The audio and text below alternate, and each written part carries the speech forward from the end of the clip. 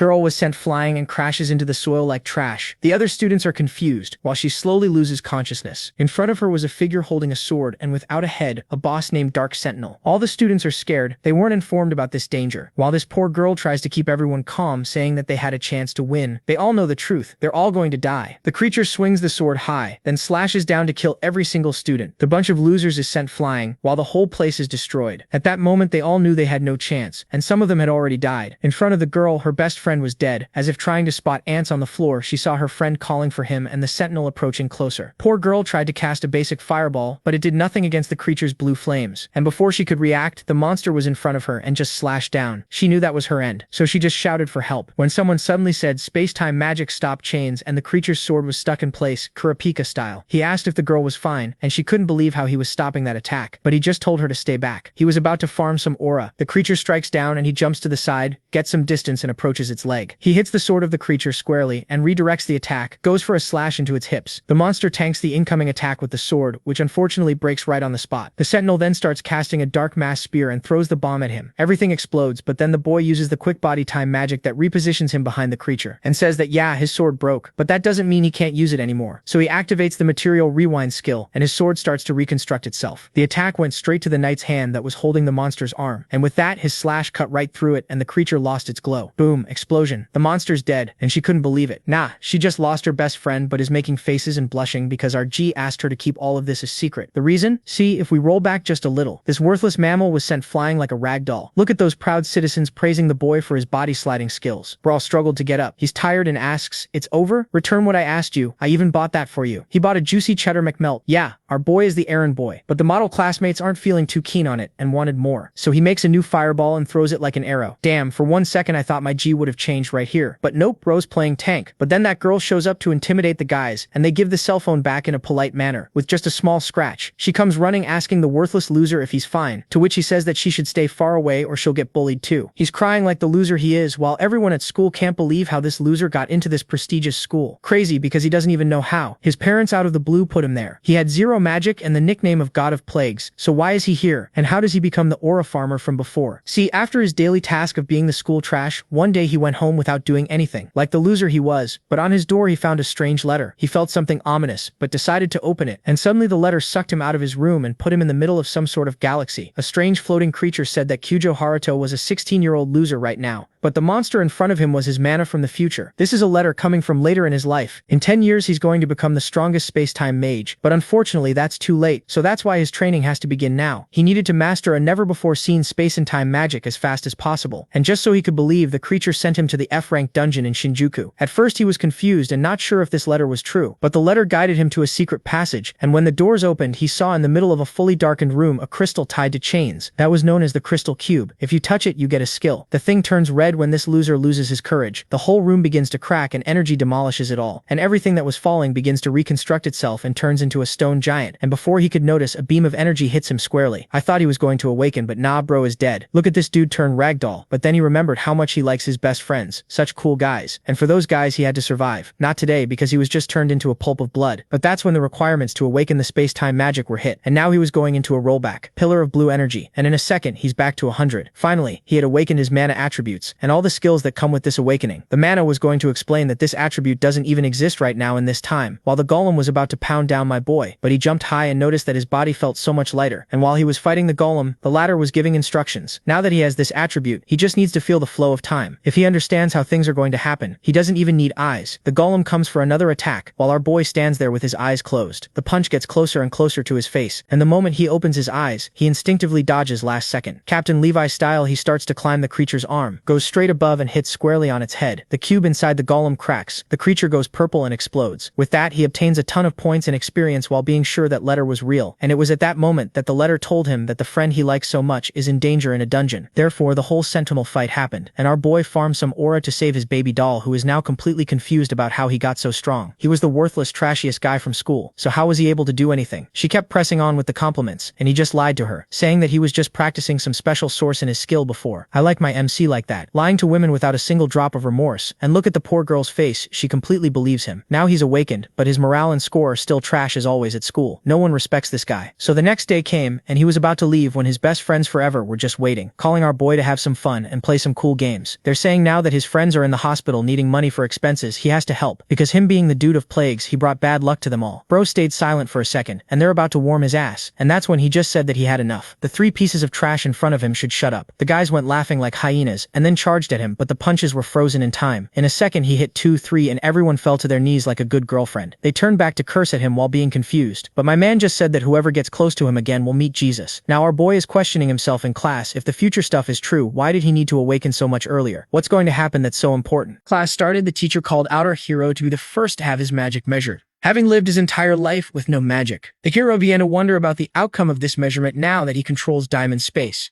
And so he decided to resort to his new powers, upon placing his hand on the mirror and concentrating his magic, before unleashing it all at once, made the mirror emit a blue light that shocked the professor. The teacher couldn't believe his eyes, as the bright light turned into an explosion, breaking the magic mirror to everyone's shock. Haruto regretted his action, seeing how it made him uselessly the center of attention, while his childhood friend once left amused. At the end of classes, the children began to gossip about our hero, debating whether or not he has a powerful unknown magic that broke the mirror. Upon hearing the children whisper good things about him for a change, our hero was somewhat left feeling odd and uncomfortable. But just then, he was approached by someone. Yet no one was in sight. The voice then asked him to look downward, after finally laying his eyes on the one talking to him. The young man was left utterly shocked, as it was a talking plushie. Having recognized his own voice, Haruto couldn't believe that it was his future self that took this appearance. The future mage explained how this was a technique proper to their magic that allowed him to control his plushies, yet our hero was still confused. With that, the plushie decided to jump straight to the trivial matter,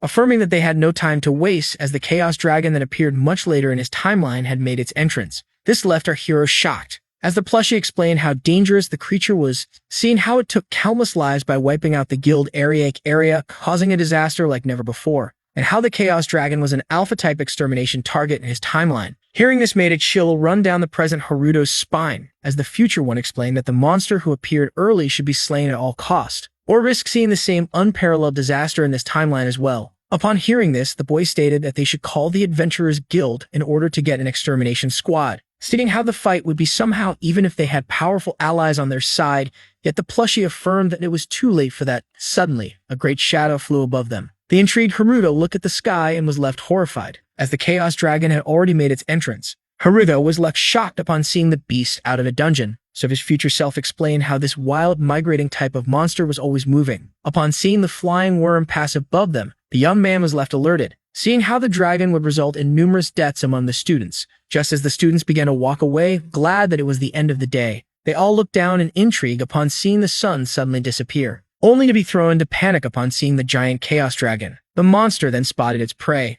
and charged at them from the sky, leaving them to run horrified. Suddenly, a blonde girl asked everyone to take their spots while urging the civilian students to flee to the dorms. 5 courageous mages in white decided to take on the Chaos Dragon. The rushing hero recognized them as the mage security guard of the student council. Just like that, the spell was activated. All 5 of them decided to aim the same magic at the flying worm. Just like that, the fearsome monster was bombarded with powerful attacks. The blonde leader then gathered her power and urged her allies to keep the dragon away from the school. Suddenly, a giant circle appeared right above the Chaos Dragon. The security guard launched a spell so powerful that upon coming in contact with the flying beast, resulted in a great destructive explosion. The 4 mages were left stunned, assuming that she had won, and just as she was getting satisfied with her own achievement, she suddenly looked in disbelief, seeing how the Chaos Dragon was left unscratched by her anti-dragon magic attack. The dark creature then charged up his breath in order to counterattack, before launching a powerful beam at the 5 mages, leaving them utterly shocked. After taking the spell head-on, the 5 security guards of the student council found themselves getting quickly wiped out by a single attack, leaving the hero stunned.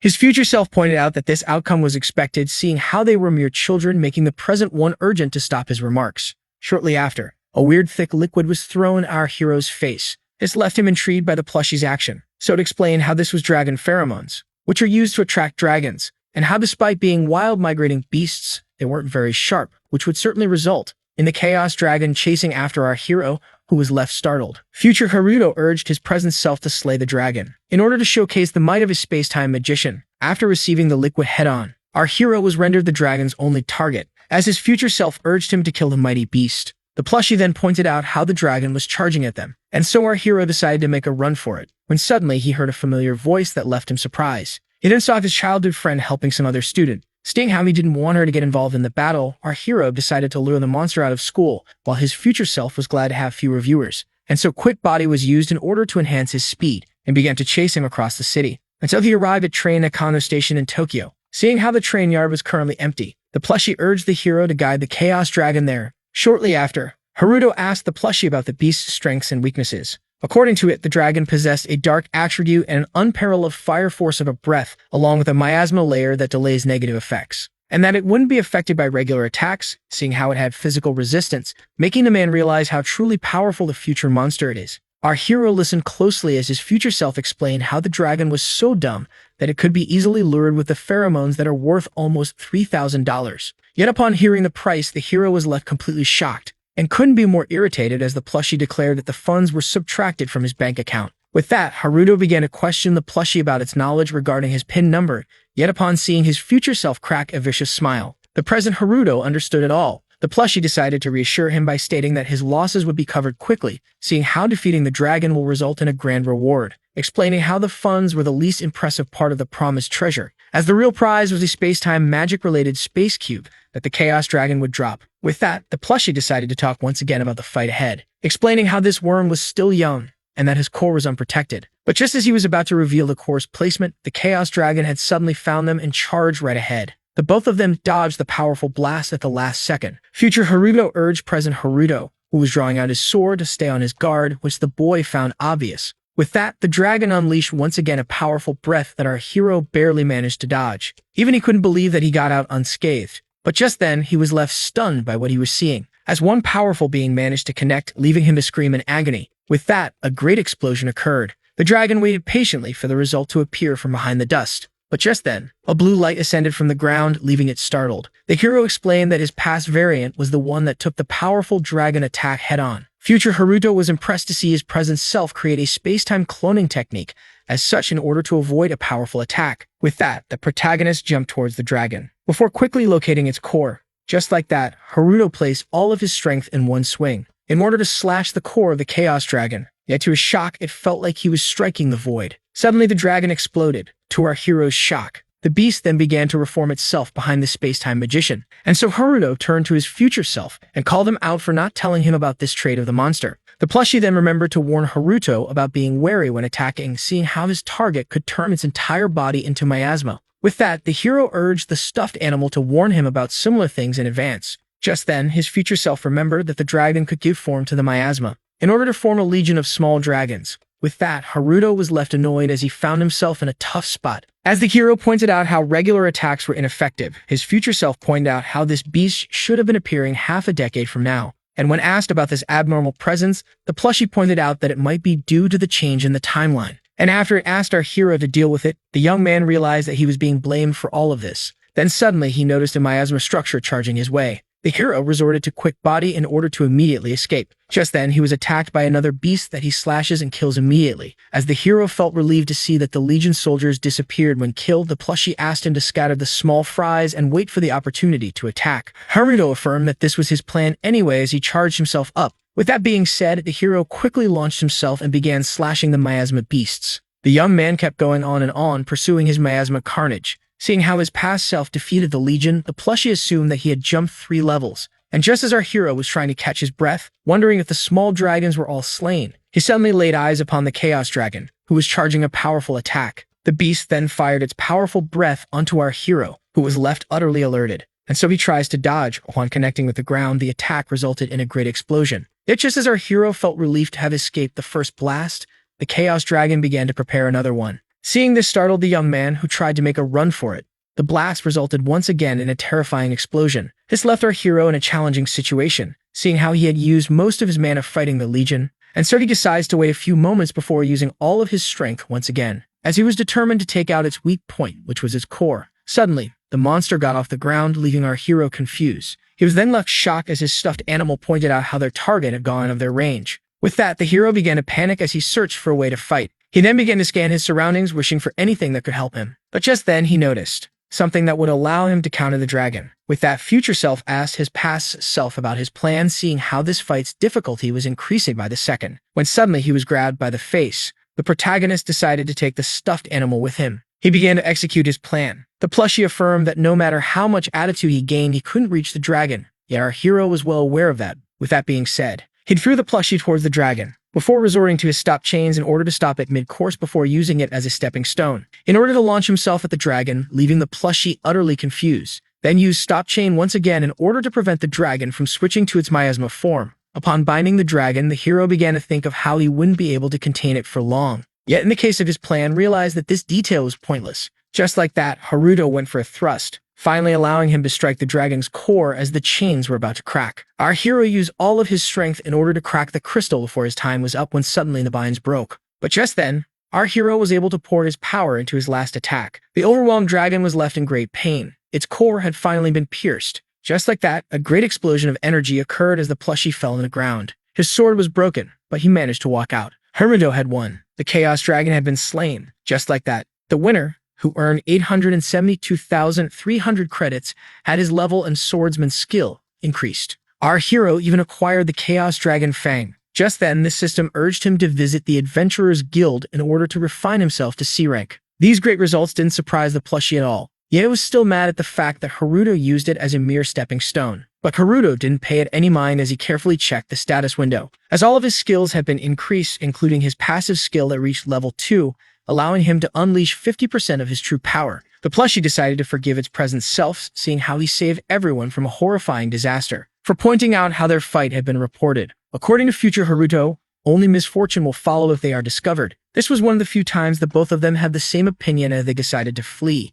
With that, the protagonist made his escape. That same night at our hero's apartment, as he unpacked some groceries, our hero suddenly remembered. He wanted to ask the plushie if it needed any food. It affirmed that the answer was pretty obvious and stupid, to which the hero responded by stating that a talking soft animal is even more crazy. Just then he remembered another thing, quickly got up from his seat, poured himself a cup, before greeting his family members, and asking the plushie not to mock him for doing as such. Yet the animated toy affirmed that it won't, seeing how they were the same person. Future Haruto decided to keep the truth regarding his little sister from his present self for now, as he planned to uncover it later on in his journey. Our hero then remembered that he obtained some new items, with one of them being the Chaos Dragon Fang. According to the plushie, this item came in just in time, seeing how his sword was on the dawn of breaking. Seeing how there was no school tomorrow, he proposed to our hero to go craft himself a new weapon. The next day at the Shinjuku Metropolitan Government Office branch of the Adventurers Guild, our once weak hero revealed that he isn't supposed to be here. Yet the plushie affirmed that he now had the right to stand proud, seeing how they were together.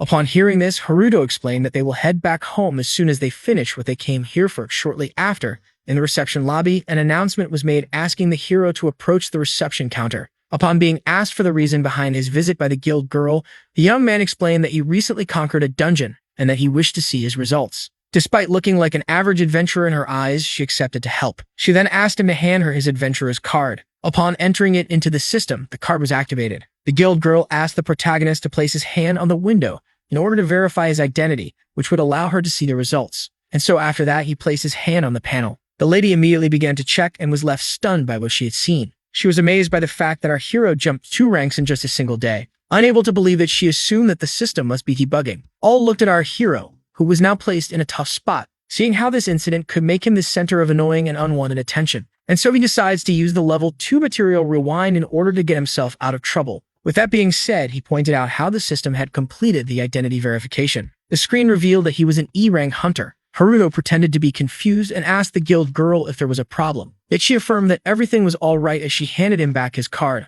unable to understand what just happened. The protagonist then took back what was his. The plushie had realized that its present self had used the scale solely on the screen. With that, it praised the boy for his cleverness. He pointed out how it was the plushie that asked him to avoid disrupting the timeline even further. The hero then asked his guide if they would be arriving soon, which the plushie confirmed before asking him to ride the elevator. After a small wait, the door was finally opened, revealing a place that one could only enter if he was a rank, yet the plushie affirmed that this didn't matter. And so future Haruto began to transform, regaining his appearance as a letter. It then asked the confused boy to place it on the scanner. Our hero affirmed that this place had very tight security, yet the letter didn't care. After placing it on the scanner, The door miraculously opened. Upon entering the facility, Haruto was left excited as they were here to create a weapon adequate for his magic. Upon entering, someone pointed out to our hero that he wasn't informed of a field trip occurring. This individual was sitting in the room working. The letter explained to the man how they weren't here for schoolwork, but to synthesize a new weapon. With that, the interrogator got up to his chest and asked if they were truly adventurers. The chief of the laboratory, Shirayama Tokumune, wondered if they were truly above B rank. Yet the man could only perceive our hero as a mere F rank who got past security, so the letter urged our hero to showcase the material. So he pulled out the rare dragon fang and explained that he needed to create a weapon. Seeing how it was dropped by a powerful enemy, the laboratory chief decided to take a look and was impressed by it. Before asking the hero if it was something truly coming from an opponent that he defeated, which he confirmed. With that being said, the man pressed a button on his watch in order to commence the crafting. Just like that, the trap door on the floor opened, revealing the most futuristic synthesis device in the country, which could also be considered the Zenith, created by Otherworld knowledge. The chief then explained that this material wasn't present in the database, which is why he would create the weapon for free, as it was a chance to study it before leaving. With that, the letter decided to help the young man with the weapon crafting, seeing how it was his first time. Haruto was rendered clueless about the matter, seeing how this course could only be taken by those who had graduated from C rank. According to the time traveler, this process was divided in 4 parts, with the first being selecting a base for the new weapon, thus the Academy Sword here. The second part was to select the attributes that would be powered into the weapon, whose number depended on its quality. And since the Academy Sword was of the lowest rank, our hero could only give it one attribute. The third step is to select the material that would be fused with the weapon, which could be minerals, herbs, or even bones. The letter then explained that 2 weapons could sometimes be combined into one. The used material was the fang dropped by the dragon, and the final step is to begin creating the weapon, which was influenced by the duration of the forging. After finally explaining that the power of the weapon would depend on those 4 steps, and seeing that the hero understood it all, he decided to begin the operation. The base was selected as the Academy Sword. Yet when it came to attribute, the future variant was shocked to see only 5 available, and so he opted for the light option. The next step was now to place the imbuing material into the machine. Just like that, the Chaos Dragon Fang had been placed. Yet when it came time to place the duration of the forging, Haruto was shocked upon being advised to place the duration as 3 years. But in the end, he decided to agree to the letter's request. With that began the forging process, which was supposed to take 3 years, when suddenly the letter jumped out of our hero's pocket and infiltrated the machine. With that, future Haruto began to hack the device. A bright blue light came out of the weapon's chamber, and after an energy explosion, the weapon had been completed. Just like that, the A-rank Chaos Sword, which was imbued with the power of light, was created. This little acceleration drained quite a lot of the entity's power, while the young man was left amazed. The laboratory chief was completely blown away as a very long process had been completed in less than a minute, and so he accessed his data swindle in order to discover what really happened. Seeing this, our hero decided to exit the building as fast as possible, storing the item in his storage. With that, the protagonist made his way to the exit while the scientist desperately tried to stop him. Upon getting out of the building, our hero stumbled upon some gossip regarding someone referred to as Anon. The 2 men were discussing how this person was a fearsome rookie who had slain the dragon alone, while wondering about his true identity, as well as being certain that clans would go to war with each other in order to recruit him if his name was ever known. One of them then revealed that he wished to be scouted by the S-rank Lumika, yet his friend affirmed that this was impossible due to his miserable rank. Upon hearing the rumors about himself, the hero was determined to go back home. Yet the plushie affirmed that they needed to go test the sword first,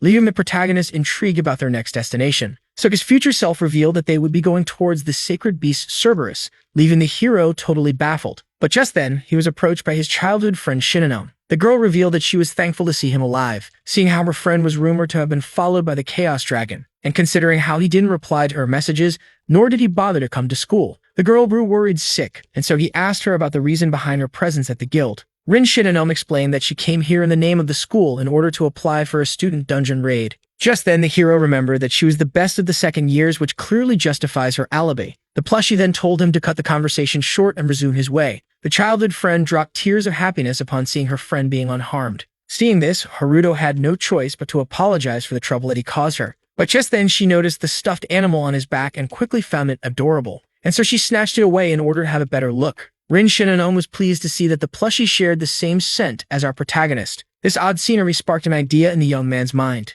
To the stuffed animal's shock, the boy explained to the girl that she could borrow it, seeing how much she liked it. This left the girl feeling thankful as our hero went on his way, being relieved to have found a way to distract her from himself. As Rin Shinano waved goodbye, the future variant urged his younger self to come and get him. A day after at the academy, Haruto tried to comfort the plushie by explaining how he immediately went to grab him back. But the stuffed animal explained that this wasn't the problem. before thanking his younger self for giving him a chance to spend time with his childhood friend that had died a decade ago. And just as they made it up, a shady figure seemed to have recognized our hero. The young man decided to make the protagonist his next prey, and hoped that he could amuse him, seeing how he was the one that had slain the dragon. Later on in the student council room, the vice president Sakurakuji Yuzuki asked the space-time mage if he truly didn't have a clue about what happened. Haruno affirmed that he had no idea what she was talking about. The vice president explained how on the day of the attack, Haruno fled in the same direction that the mighty beast was heading according to her intel. So the young man explained how the monster suddenly targeted another student as its prey, and that this individual was the one who had slain the dragon. Upon hearing this, the suspicious Yuzuki questioned the hero about the name of the said student. He claimed that he was too terrified to notice who he was, which convinced the vice president somewhat. With that being said, our hero decided to head back to class while she desperately tried to stop him. Haruno was intrigued seeing how he was being treated as a suspect, so his future self pulled out a tablet and explained that this might be the reason. To his shock, his footage of the fight with the dragon had been leaked over the internet, which made him wonder if there was a way to use their magic to suppress it. Yet to no one's surprise, the plushie affirmed that it was possible, but the young one's current power level wouldn't allow it. With that, the disappointed main character entered the class. He then quickly noticed that he was once again the object of his comrades' gossip, and despite being always avoided like usual, he couldn't help but feel that something was off. When suddenly he was approached by his childhood friend urging him to escape the class. But the man in white affirmed that she didn't have to explain anything now. The president of the student council, Sumeraji Ryuga, who was a third-year student, declared that he would be the one to enlighten the god of plagues. After presenting himself and claiming to be the prodigy that rules the school, as well as being its strongest mage, the one in white asked our hero if he was truly Kuju Haruto, which our protagonist confirmed. Sumeraji Ryuga revealed that he was here to demand a magic duel. And just as he finished announcing his demand, whispering suddenly began to be heard. As all were certain that Haruto was bound to lose, tension began to rise between the two of them, as the president of the student council explained how someone magicless like him destroyed the measuring mirror, and that a mysterious material was found at the scene. But this wasn't all, seeing how the hero had single-handedly slain the Chaos Dragon. And while the young man was getting excited, our hero was left baffled, seeing how the third year knew so much about him. Haruto was feeling alerted upon hearing Sumeraji Ryuga declare that he wanted to cut his journey at its beginning. The president then claimed to also be a dragon slayer, and that he requested this duel in order to see who deserved this title the most. Magic duels were a concept created by the Adventurers Cultivation Agency in order to measure the power of the students. The results of the magic duels determine the pecking order within the school while granting the top students great privileges. Seeing how their position is assured in the Adventurers Guild after graduating was the only rule, one of the rules being that no casualties or permanent injuries were allowed.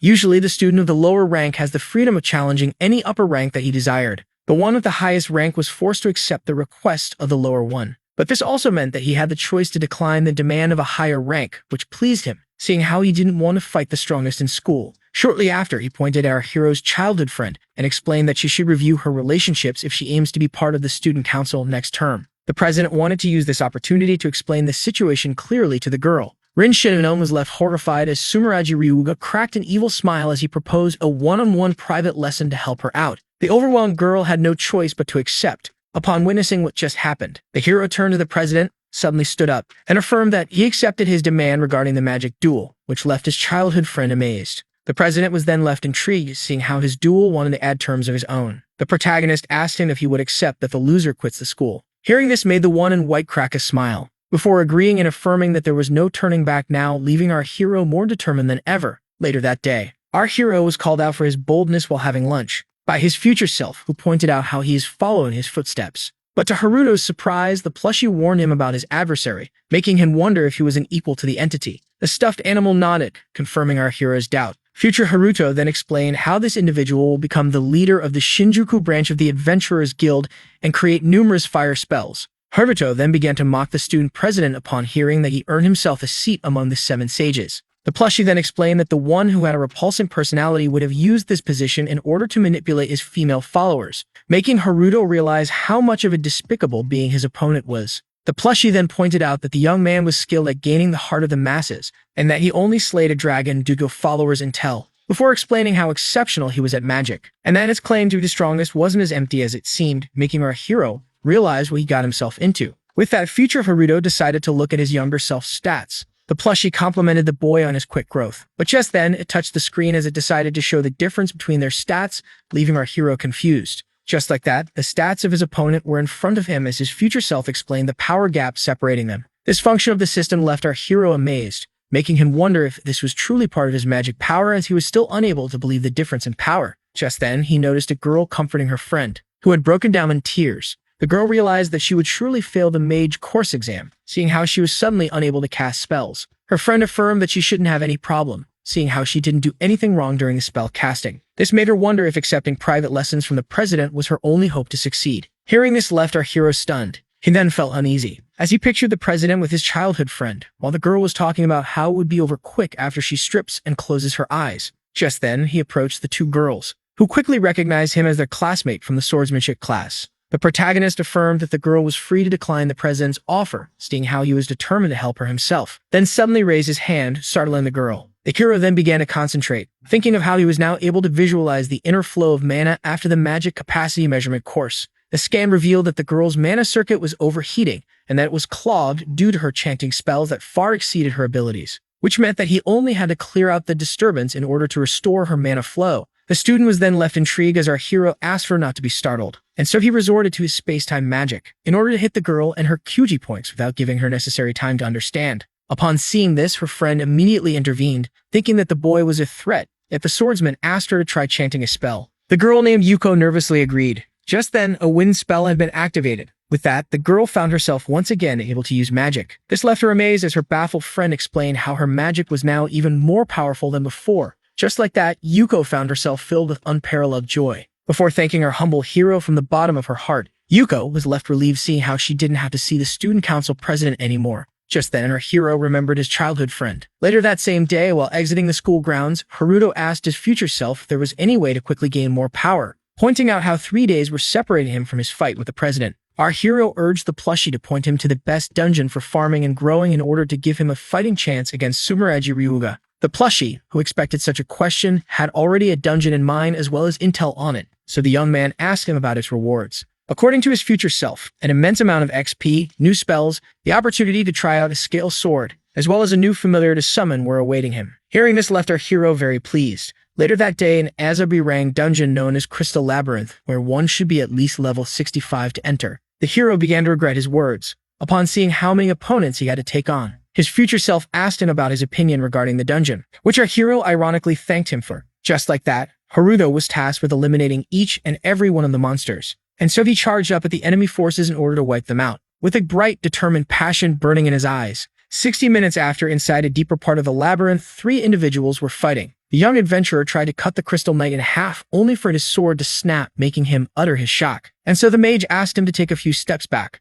before launching Flame Jet at their enemy. And right as she assumed that she had won, the Dark Crystal Knight, which was a lifeless monster who was unaffected by magic attacks and slightly damaged by physical strikes, was rendered unscratched, left the 2 adventurers totally baffled. And just as the monster was about to strike him down, the sound of clashing metal suddenly sparked. The young man opened his eyes and was left amazed, seeing how a blade had connected with his target. Haruto arrived at the last moment and attacked the monster from behind. Just like that, the Dark Crystal Knight had been blown away. Seeing this left the adventurers relieved and thankful towards the one who saved them. Haruto then informed the both of them that magic beasts were abundant in this dungeon and that they should flee as soon as possible. This made the young adventurer ask the student what would happen to him, so he explained that in order to guarantee their escape, he had to stay back and fight while they ran. And so the adventurers began to make their escape, feeling deeply thankful towards our hero, who found himself to face off an army of Crystal Knights. The stuffed animal counted 89 monsters defeated by our hero, before pointing out that this wasn't nearly enough, which our hero knew very well. Just like that, the protagonist was urged to slay all the knights in order to access a new level.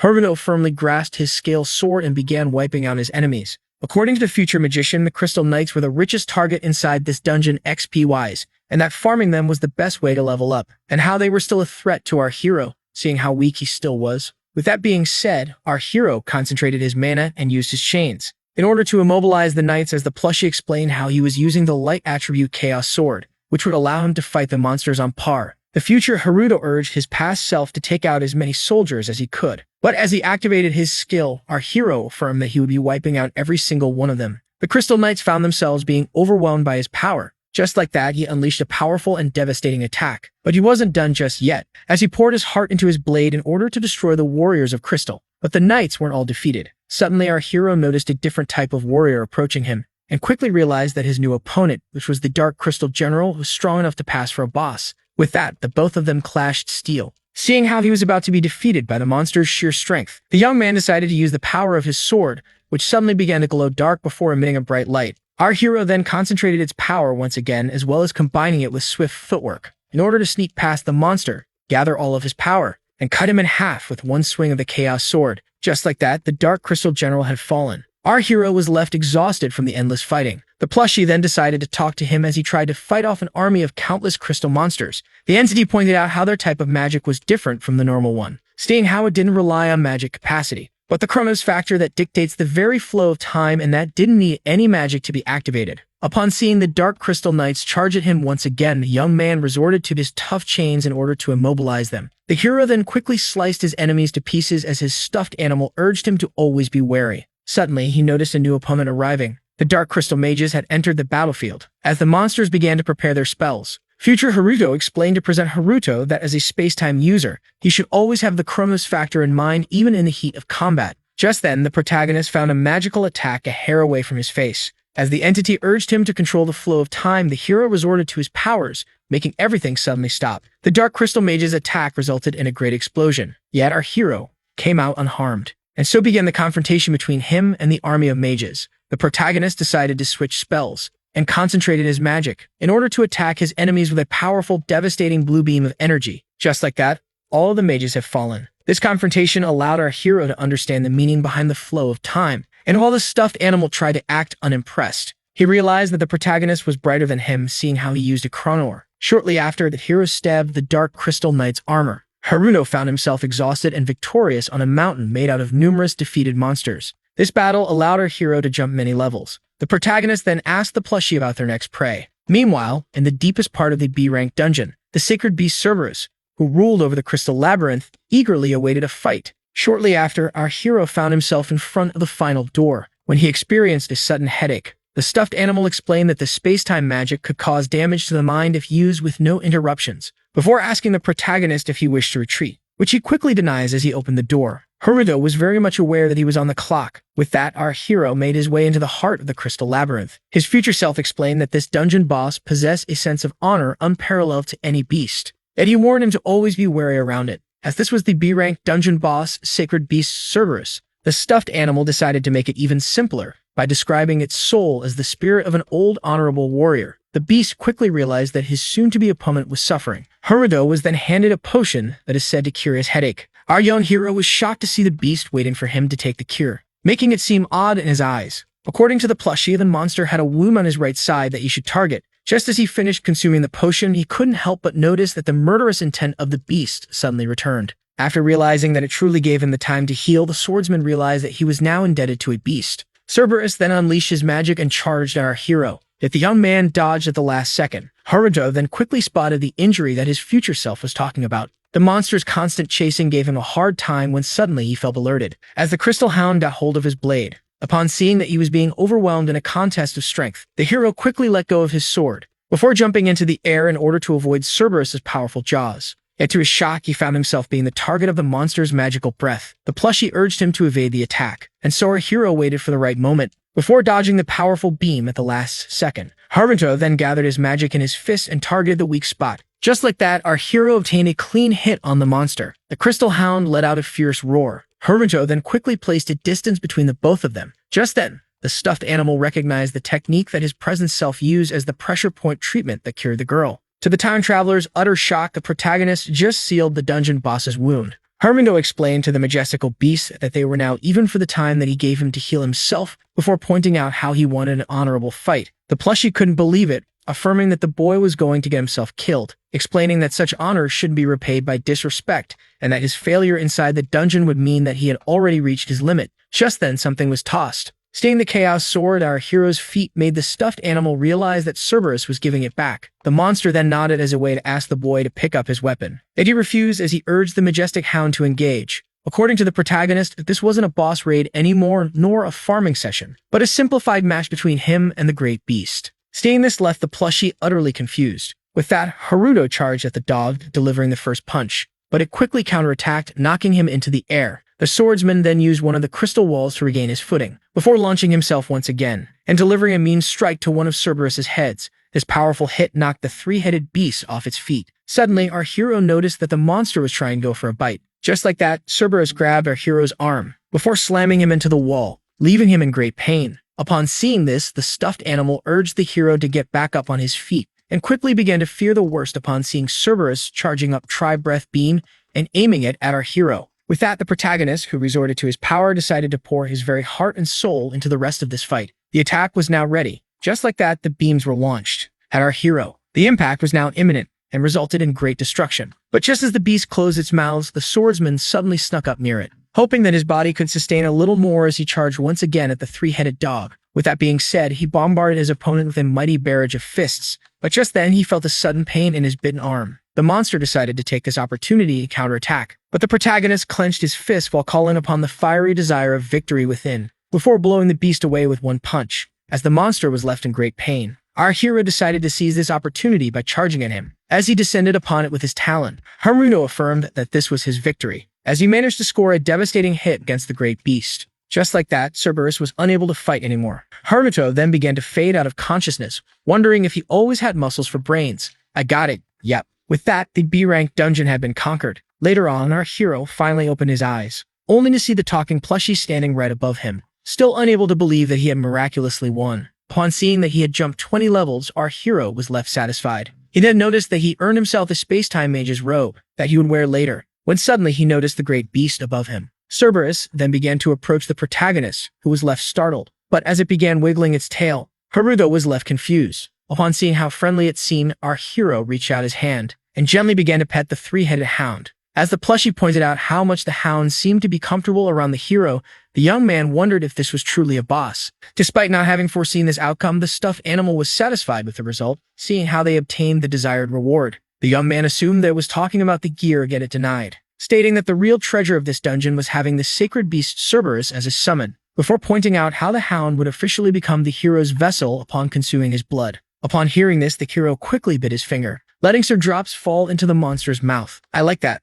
All right, genius here. The plushie then explained that our hero gained the power to summon the beast at will, and with that, officially becoming a vassal, Haruto had accomplished his main goal. The day of the duel had finally arrived at the high school of the Adventure Cultivation Agency. All began to gossip about our hero as he passed by them, yet he didn't mind the dirty tongues as he was focused on his goal. Just then, he was spotted by his childhood friend, who immediately asked about his last whereabouts, seeing how he was unreachable. Haruto explained that he had undergone a unique training for the duel. This left Rin Shinano intrigued upon seeing the pitiful state that he was in. Yet upon seeing him use his magic to heal his own wounds, the girl wondered if this was truly her childhood friend. Meanwhile, the student council president was shocked to see that his opponent hadn't fled yet, and cracked a devious smile at the boldness of the young one for pathetically revealing himself to the public. Later on, the two duelists met each other in the hallway. Sumeragi Ryuga declared that they shall face off after school. Before asking our hero if he was certain about his decision, Haruno affirmed his desire to fight, making his opponent remind him of the condition that he himself imposed. The protagonist then recalled very well that they agreed on the loser quitting the academy. Yet the student council president declared that he didn't find it spicy enough. And so, with that gracious gesture of his hand, the young man proposed to add a ridiculous sum to their bet. Hearing this left the hero utterly shocked, as the masses instigated him to agree. This greatly annoyed the plushie, seeing how Sumeragi Ryuga was using the students to force our hero to agree to this condition, making him realize that he didn't change in those 10 years. The student president aimed to take everything from our hero, in order to make him his own servant. Rin Shinano tried to oppose the condition, yet our hero agreed. This left the one in white very pleased, as he exited the scene stating that he was excited for their match after classes. He then called out the girl for supporting the wrong side before affirming that he was impatient to start their one-on-one lesson, leaving her uncomfortable. Yet Haruno reassured her, and then affirmed that victory would be his. The classes had now ended. It was now time for the fight between the two students, but just as our hero made his way to the arena, he was left intrigued. Upon seeing armed goons claiming to be there to entertain him by the orders of the president, some more emerged from behind them and explained how they were each promised a big reward for hitting him. Yet since our hero didn't gratify them with a response, the man assumed that he was terrified and claimed that even if he started to beg, the beating wouldn't stop. Yet to their surprise, our hero was happy. Haruto was pleased to see that Sumeragi Ryuga was still using the same dirty plots, and it didn't surprise him. It was almost a pleasing routine. The protagonist affirmed that he could now vanquish him with a clear conscience as well as his servants who he just dared. This triggered one of the henchmen. Yet just as he was about to attack, his face was suddenly grabbed and slammed into the floor by our hero. The space-time mage was annoyed by his weakness and decided to fight them all simultaneously. Shortly after, in the arena of the Adventure Cultivation Agency, all were wondering about our hero's whereabouts. The president claimed that this was all a waste of time, seeing how the second year turned out to be all bark and no bite. He then turned to the referee and asked him if he would automatically be proclaimed the winner if his opponent didn't arrive in the next 60 seconds, which the referee confirmed. All began to congratulate the third year for his easy victory and for scaring off his opponent by his mere presence. Sumereji Ryuga grew thrilled, thinking that his servant must have beaten the second year by now. Rin Shinnon waited in the audience, concerned, when suddenly, to everyone's shock, the arrival of Haruto was announced. The student president was baffled by his presence, yet the hero affirmed that there wasn't anything surprising, seeing how they promised each other to fight. Upon realizing that all of his henchmen were beaten, the pervert lacked the words to express himself. With that being said, our hero urged his opponent to start the duel, before turning to the referee and asking him to announce the beginning of their confrontation. After presenting each contestant briefly, the referee finally announced the start of the duel. Despite having a hard time believing that the young man beat all his henchmen, the frustrated student president decided to put an end to him by himself. Sumereji Ryuga affirmed that he wouldn't be holding back, before charging up a powerful fire spell. Now at full power, he asked our hero if he was ready to suffer his wrath. Future Haruto quickly realized that their opponent was going for the high-level Hellfire grab, and so after finishing charging up, the young man launched his first attack. Sumereji Ryuga, who went all out, couldn't care less if our hero died by his flame. Haruno realized that the fire spell was causing a disturbance in the flow of time, which could allow him to evade the attack if he concentrated. Upon seeing him dodge the first bullet, the president was left shocked. Just like that, our hero evaded every incoming fire attack, their caster utterly baffled. Yet just then a fire spell was activated from the floor. The young man quickly noticed it, and jumped out of the way. Shortly after, a powerful fire tornado surged from this exact spot. This left the student president baffled, as even his trap back didn't have any effect. But just then, he was left alerted as our hero prepared himself for a counterattack, and hit him with a chrono ray. Then the young man was slammed into the ground. Seeing this left the crowd baffled, as the president was losing to someone who shouldn't have any magic, while the overjoyed Rin Shinnon was left completely amazed, upon seeing how her childhood friend had grown since then. With that, our hero landed on the ground, and recalled how his adversary stated that he wouldn't be holding anything back. The president, now with a dirty coat, got back up and once more was filled with a burning rage. And so he charged our hero and forbade him from messing with him. The latter quickly recognized the attack as the close-range flame dragon ardent fist that involves a flame that incinerates everything on the spot. Upon seeing how Haruto had blocked and grabbed his fist, the president was overjoyed, thinking of how the attack detonates on direct contact. Yet just as he assumed that this was his victory, the protagonist suddenly tripped him, before slamming him into the ground and twisting his arm. This left the president feeling alerted, as he was now at the mercy of the second-year student. And just as he began to fear the worst, our hero decided to strike near his head instead. With that, Haruto affirmed that the third year had lost. Yet the tenacious one quickly got back up on his feet, filled with frustration, and treated our hero as a loser that was destined to fail. With that being said, he looked at his henchman for help. The time traveler quickly recognized that his present opponent was being supplied magic from outside of the arena, which was rather amusing to him, seeing how forbidden this move was. Haruto called out his opponent about the outside power that he received. Yet the third year just let out a laugh as he began to transform. Suddenly, class burst out of his shoe as he activated his strongest secret technique. A bright light appeared in the arena, followed by a powerful energy beam. The protagonist watched in disbelief, as a giant figure appeared in front of him. Just like that, the demonic flame incarnation had been activated, a form that turns the user into a giant using the power of many other mages. The letter pointed out to Haruto how regular attacks wouldn't affect this monster, which he was very well aware of. Shortly after, the second year found himself being the target of a fire breath that he dodged at the last second. Haruto then counterattacked with a chrono ray, yet to his utter shock, the giant monster was unscratched. With that, the president began to grow several firearms that he used to attack our hero. He then quickly began to dodge, when suddenly his back figuratively and literally hit the wall. Just like that, Haruto found himself cornered by the giant demon of lava, so he decided to read the flow of time, only to find that something felt off about a certain part of the chrono flow. Seeing how a small breach existed on the monster, this gave our hero the idea to widen the breach in order to achieve victory. But just as he was lost in his thoughts, the giant monster smashed him with its hand. Suddenly, a small card appeared on the giant's arm. To the president's shock, our hero used his sword to burst himself out of there, before quickly gaining some distance. The letter was left annoyed as our hero requested it to become a stuffed animal once again. With that, the annoyed time traveler decided to agree. President Haruto prepared himself while his future counterpart was left annoyed by the idea. Just like that, the stuffed animal was thrown into the air and stop chain was activated, allowing our hero to use the plushie as a stepping stone in order to gain the high ground on the giant monster. The second year then read the flow of time once again in order to relocate the breach. With it, he gathered all of his strength, before splitting the giant monster in half. Just like that, the secret technique had been cancelled as its caster was left baffled. Upon seeing this, Sumerugi Ryuga began to panic, unable to understand why the ongoing chant didn't restore the giant as it should. The president then grabbed our hero in a state of panic and demanded an answer. Yet just as he grabbed him by the collar, Haruto decided to punch him in the stomach. Just like that, as the president was knocked out, the young man turned to the baffled referee, who quickly announced his victory. Shortly after, the preparations of Rin Shinonome were done, and so began the celebration of Haruto's victory over the student council president. This flattering congratulation left our humble hero a little bit embarrassed. The girl then asked her childhood friend to do what he must, and so he shyly raised his cup, leaving them all overjoyed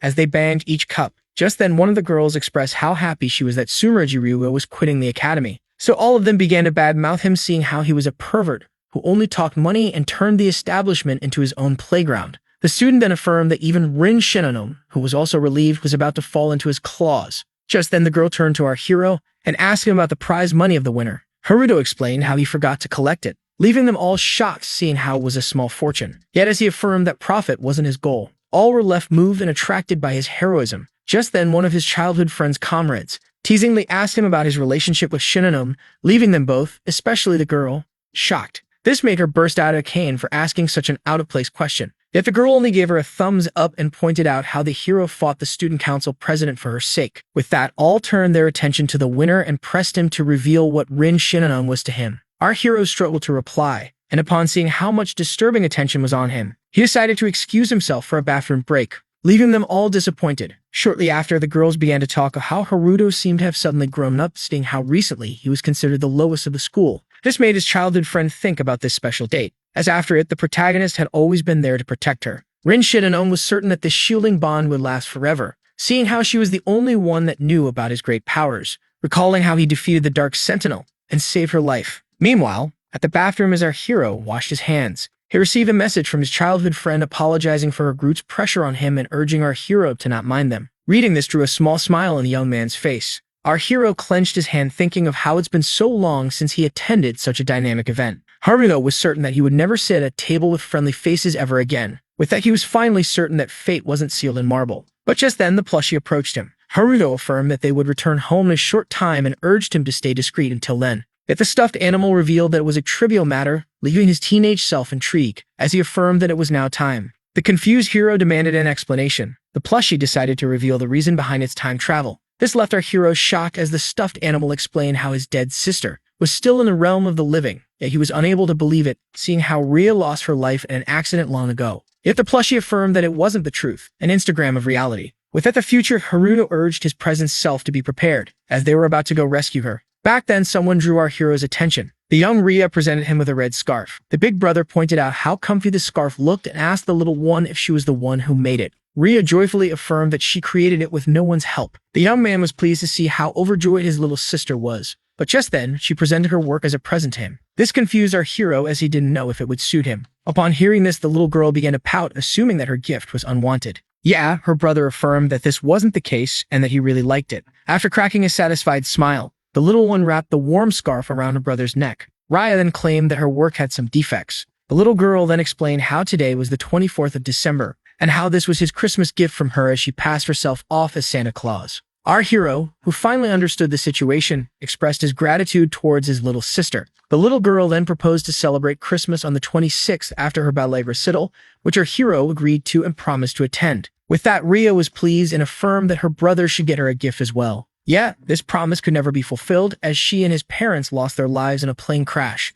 leaving him all alone at home. But just then, our hero snapped back to the present and found himself in the living room sitting with his plushie. He then turned his gaze towards his late family's photo as well as the red scarf. Haruto apologized and asked the plushie to explain once again. The stuffed animal urged him to focus, seeing how they were about to take on a mission where failure wasn't an option. But first, the protagonist demanded an explanation as to why his little sister didn't die back then, explaining how she couldn't have possibly survived, seeing how everyone else lost their lives in the plane crash. His future self asked him about his knowledge regarding the sad accident, so the young man explained how it stopped working mid-air due to a malfunction. The time traveler explained how it was a logical scenario for everyone, stating how this case was beyond present science, leaving our hero utterly shocked. According to future Haruto, a hole in the space-time continuum was opened in the sky that Christmas, and this was an interdimensional phenomenon he explained to his present counterpart. The where and when of the hole's appearance is still a mystery, even a decade from now. It had its own gravitational pull, which made the plane that flew around it that day unable to be controlled, leaving it to crash.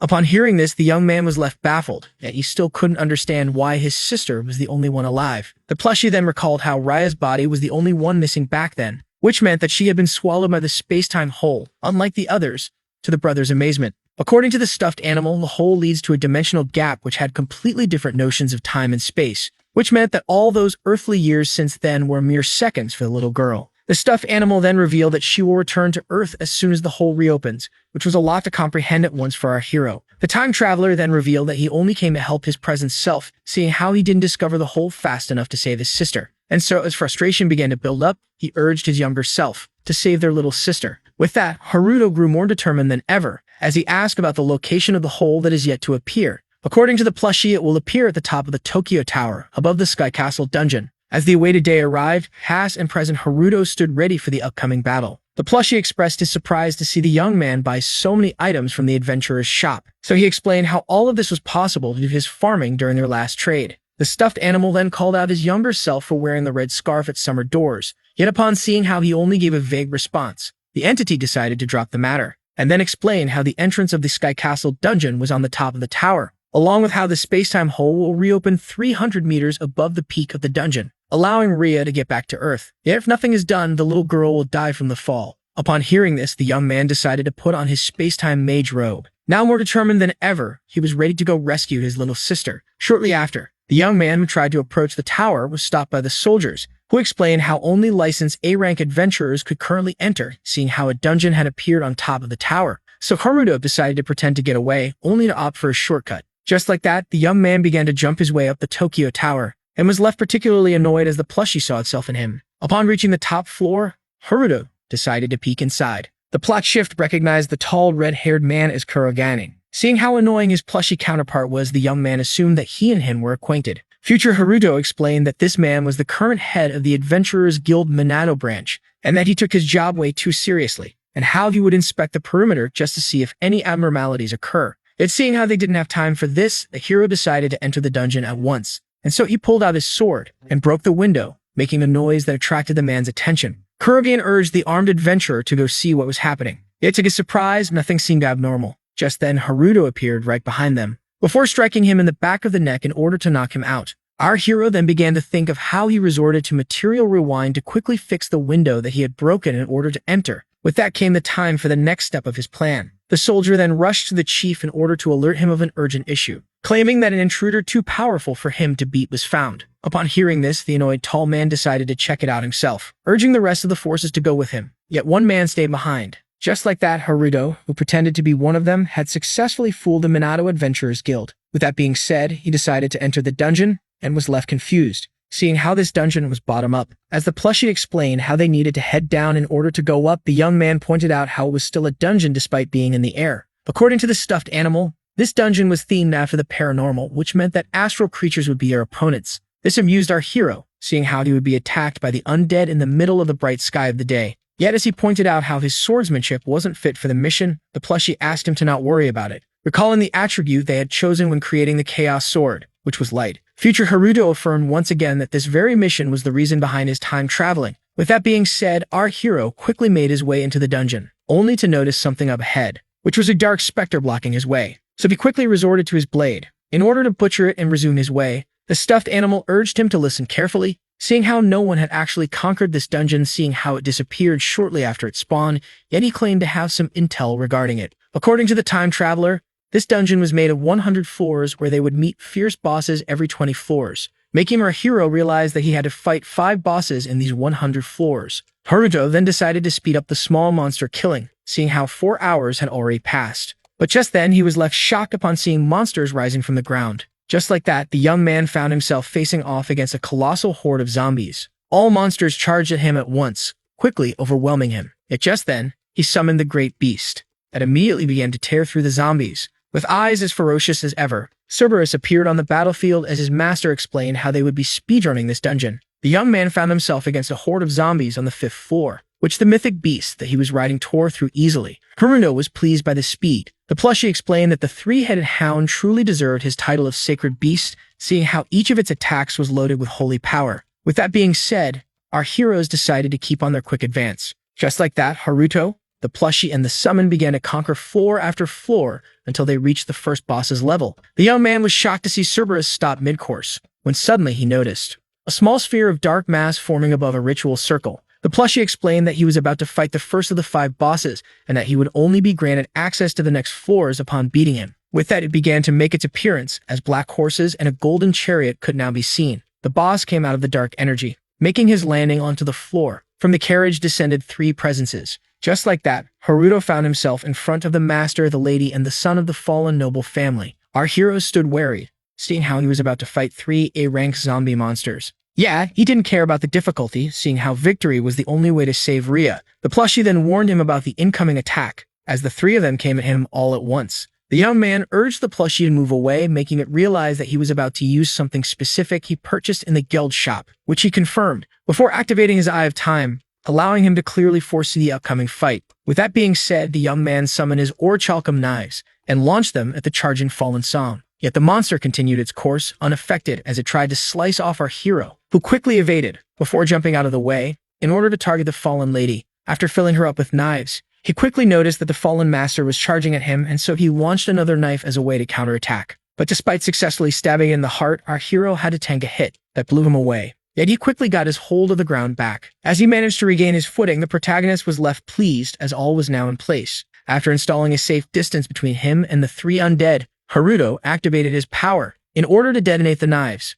Just like that, a great explosion of energy occurred. The plushie explained how these knives were each very expensive and made from the strongest rare material from any dungeon, and how they exploded after being touched by electricity, before pointing out how his present self was detonating them so recklessly. The plushie assumed that he was using the unethical method of paying to win, and affirmed that the fight was still ongoing, seeing how he destroyed the flesh of the monsters, turning them into spectral opponents. The young man was very well aware of the edge that this type of monster had over physical attacks. That he was also aware that ghost monsters also had their weaknesses, as he decided to resort to the light powers of the Chaos Sword. And so Haruto charged up ahead, concentrated his power in his sword, in order to unleash the attack Chaos Meteor upon his astral opponents. Just like that, the monsters had been incinerated by the light, making the hero's level as well as his swordsmanship increase in level, while also allowing him to earn more than 2 million credits. Just like that, the stairs leading to floor 21 had been opened. As he approached them, he urged his little sister to wait for him, as he was about to come and save her. Shortly after, on floor 40 of the Sky Castle dungeon, Cerberus used his powerful jaws to bite the monster, known as Lamia Undead Queen, the second boss of this dungeon. After successfully slaying it,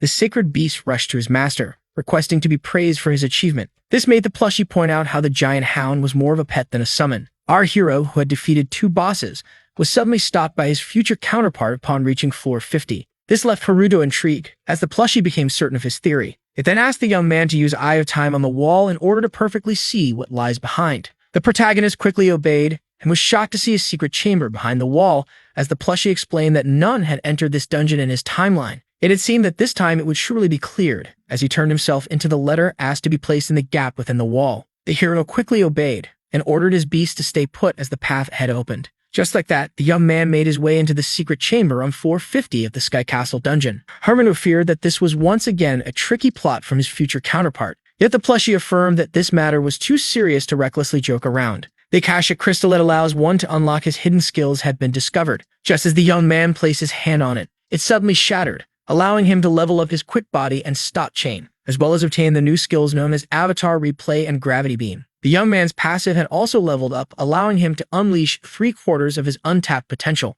Upon seeing how Avatar Replay had been unlocked early, the plushie was left impressed, so the young man asked about its effect. Yet to no surprise, his future counterpart proposed to just test it while fighting. Now at floor 60, Haruto found himself in front of the 3rd boss known as Zombie Beelzebub, before asking his guide about its weaknesses. The stuffed animal explained how this monster with that repulsing scent could fly, spit acid, and regenerate. Yet it didn't answer his question, as it was only describing it, when suddenly our hero felt alerted, as the monster charged at him at high speed, before immediately impaling him. But just as it seemed to be the end for Haruto, the young man began to disappear, shocked as the plushie explained how the boy got the chance to experience his new power in combat. The monster was left shocked as the young man he had just impaled was right in front of him unharmed. This was due to the effect of Avatar Replay. After seeing how the zombified insect charged at him once again, the young man decided to use his improved quick body in order to quickly escape death. He then firmly planted his foot onto the ground, before launching himself at high speed as the plushie explained how Avatar Replay allowed one to create copies of their past self that were used as substitutes for the original.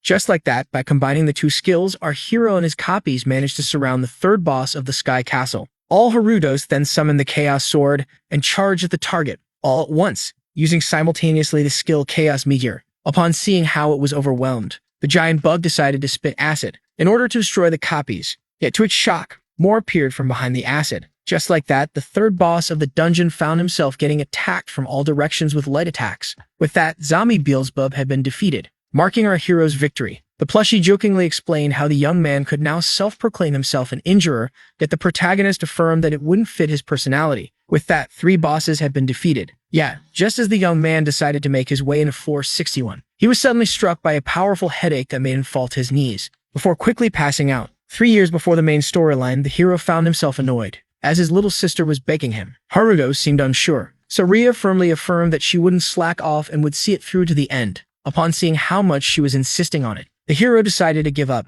and asked her if she was really certain about doing ballet, which she cheerfully affirmed, and so he decided to let her pick her favorite shoes before showing them to him. Hearing this left the little girl filled with an innocent joy. Seeing how happy his little sister was forced our hero to crack a genuine smile. Later that same day, at the ballet class, Ria joined the rest of her comrades. Her friends were happy to see her with them in class. She then turned around and waved at her big brother, making her friend tease her about being too attached to him and forcing Haruto to pamper her so much, leaving her embarrassed. The hero then watched the girl on her first day. Ria tried her best to imitate the others, and despite how difficult it seemed, she danced as gracefully as she could. Seeing how happy his little sister was, the young man couldn't help but feel joy himself. A little later that day, the little girl waved goodbye to her friends before going on her way. She then began to talk about how thrilling this day was, and how despite ballet being quite challenging, she wanted to see it through to the end. Just then, she realized that her brother seemed absent, and so she decided to stop, pointing out how the shoes and the lessons must be quite pricey. Iggy affirmed that this wasn't the case and asked her to pay it no mind. But as she pointed out how their parents were currently outside of the country for work, and that he must have used his own funds for her ballet lessons, the young man was left shocked, as the little one had figured it all out. Haruto explained that this wasn't something for her to be concerned about, pointing out how happy she seemed when she danced, and how happy he was to see her do something that she loves. Hearing this response moved the little girl's heart. Rhea then expressed her gratitude towards her big brother, who couldn't help but smile at her cuteness. Rhea tried to express how much she loved her brother and he wasn't comfortable doing it in public. Yeah, she affirmed that there wasn't anything wrong with it before declaring that she would do her best to cook him a delicious meal in order to showcase her love. Back to the present, the young man finally woke up near his summon, after the plushie greeted him. Haruto asked if he had lost consciousness, which it confirmed, pointing out how he had run out of stamina. He then decided to use his best stamina potion elixir that he bought at the shop to restore his energy, yet the plushie affirmed that it had already given it to him, pointing out how all of his wounds had been patched and he couldn't do anything regarding the burden of space-time magic on the mind. Suddenly, Haruto remembered that he was on the clock, so his future counterpart explained how 19 hours had passed.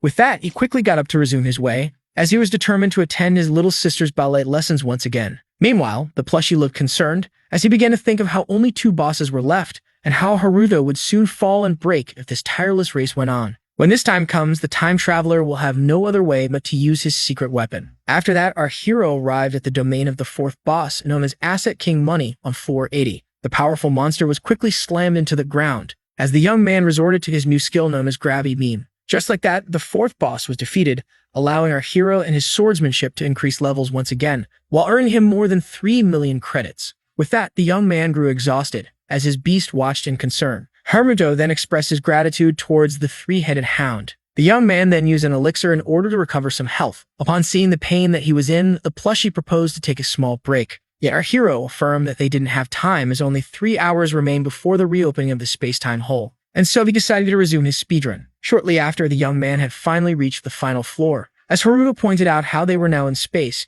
his future counterpart explained how after killing it, they would arrive at the exact location of the hole. With that being said, and their little sister in mind, past and future versions of the big brother decided to start the fight against the final boss. After entering the final room, the young man found himself in front of a throne, where Soul Reaper, the god of the underworld and the final boss of the dungeon, sat waiting.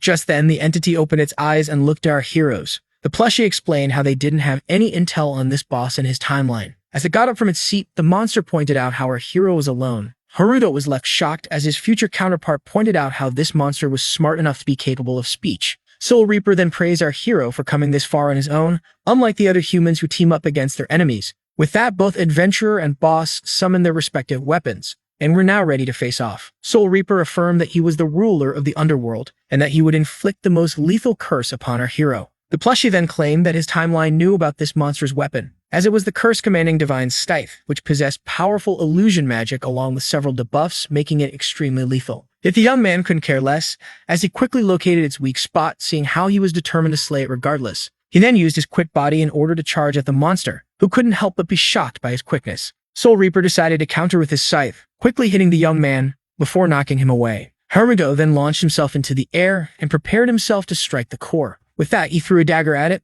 that the ruler of the underworld quickly blocked. Soul Reaper then jumped into the air, quickly closing the distance between him and the adventurer, before delivering a powerful slash that immediately struck his target. Yet to his shock, this was but a mere clone. Haruto used this opportunity to sneak behind the monster and hit him with Soul Chain, leaving him immobilized. But just as he was about to deliver the final strike, Soul Reaper affirmed that such vines could never contain him, before breaking himself free, leaving the young man shocked. As the monster prepared himself to counterattack, the young man found himself at its mercy. But just then, our young hero dodged at the last second, before quickly installing a distance between him and the monster. Soul Reaper called him out for his quickness, seeing how he had dodged his attack twice, before affirming that he was still an inferior being with no way to fly in the sky, and so decided to target Haruto's legs first. Soul Reaper then used Cursed Dimension on our baffled hero, who suddenly found himself on the ceiling and was shocked to now be bottom up, when suddenly the floor above him began to break, placing him in a difficult situation as he got sucked up into space,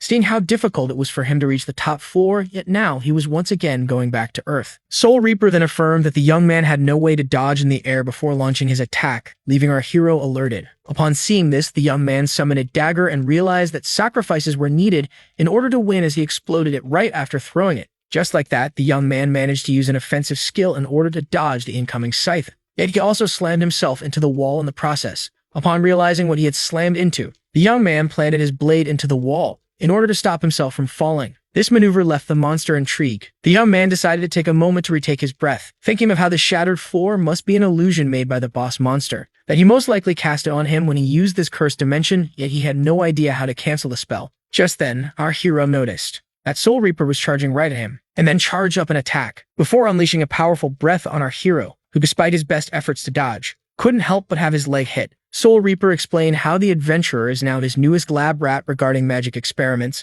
pointing out how the hate of the humans will devour his body. This made it wonder if he will die by his size or by the curse that he inflicted upon him. The curse began to progress. Despite the Spacetime Mage's burning desire to cancel the spell, he had no idea how. Soul Reaper then gathered all of his power in order to charge our hero for one final attack. Seeing this, the hero had lost all hope of victory. In his last moments, he began to remember his sister that he once again failed to save. Yet just as the monster was about to finish him off, he was suddenly stopped by the level 78 stop chain. Haruto was left baffled upon seeing his savior, as it was none other than his guide, a plushie. The stuffed animal had decided to use his secret weapon. To the young man's shock, a toy began to glow as it began charging up with space-time energy. Suddenly, the stuffed animal chattered. Haruto was left shocked as a mysterious figure had now made its entrance. The man who unveiled his face affirmed that he would be greatly irritated to let him meet his doom in the Sky Castle. With that, future Haruto had finally made his entrance. The grown man then used All Things Rewind, leaving his younger self baffled, upon seeing the flow of time being reversed.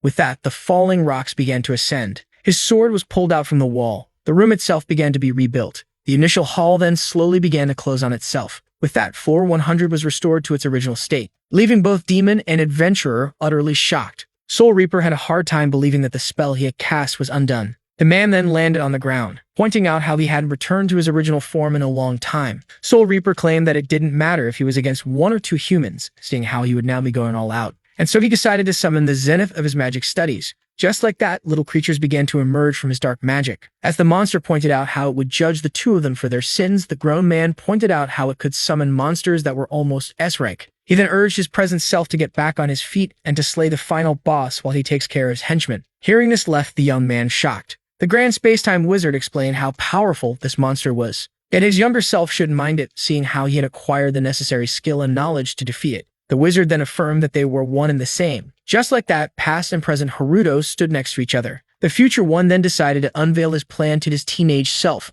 and began to whisper in his ear in order to keep it a secret. Soul Reaper then launched the signal, ordering his minions to slay the humans. Yeah, just as they charged at them, a blue flash of light occurred. Teenage and adult Haruto each dashed in a separate direction. Some of them began to follow the grown man, who suddenly turned to face them and activated gravity territory. He then taunted the monsters to attack him, before blowing them away. Meanwhile, President Haruto was facing the same problem as well, but his future counterpart quickly took care of it for him. The wizard then cast sped-up field on the young man in order to give him a boost. After firmly planting his feet on the ground, the protagonist launched himself at the disgusted monster, only for it to use Cursed Dimension once again. Yet the hero, who had already experienced it, managed to break through the spell, leaving its caster utterly baffled. With that, the determined young man continued to charge up ahead, leaving Soul Reaper utterly irritated. According to Haruto, a head-on strike was the best way to deal with this monster and save time, thinking of how its weakness was its heart. And after clashing a few times with the monster's scythe, the young man decided to use Chaos Meteor in order to pierce him. Soul Reaper was left in great pain. Now angry, he used Curse Edge to attack our hero, an attack so quick that Haruto was unable to dodge it. But just then, the young man used Avatar Replay in order to equally divide the taken damage between him and his clone. With that, the protagonist charged ahead once again, gathered all of his strength in order to pierce the monster's heart in one last thrust.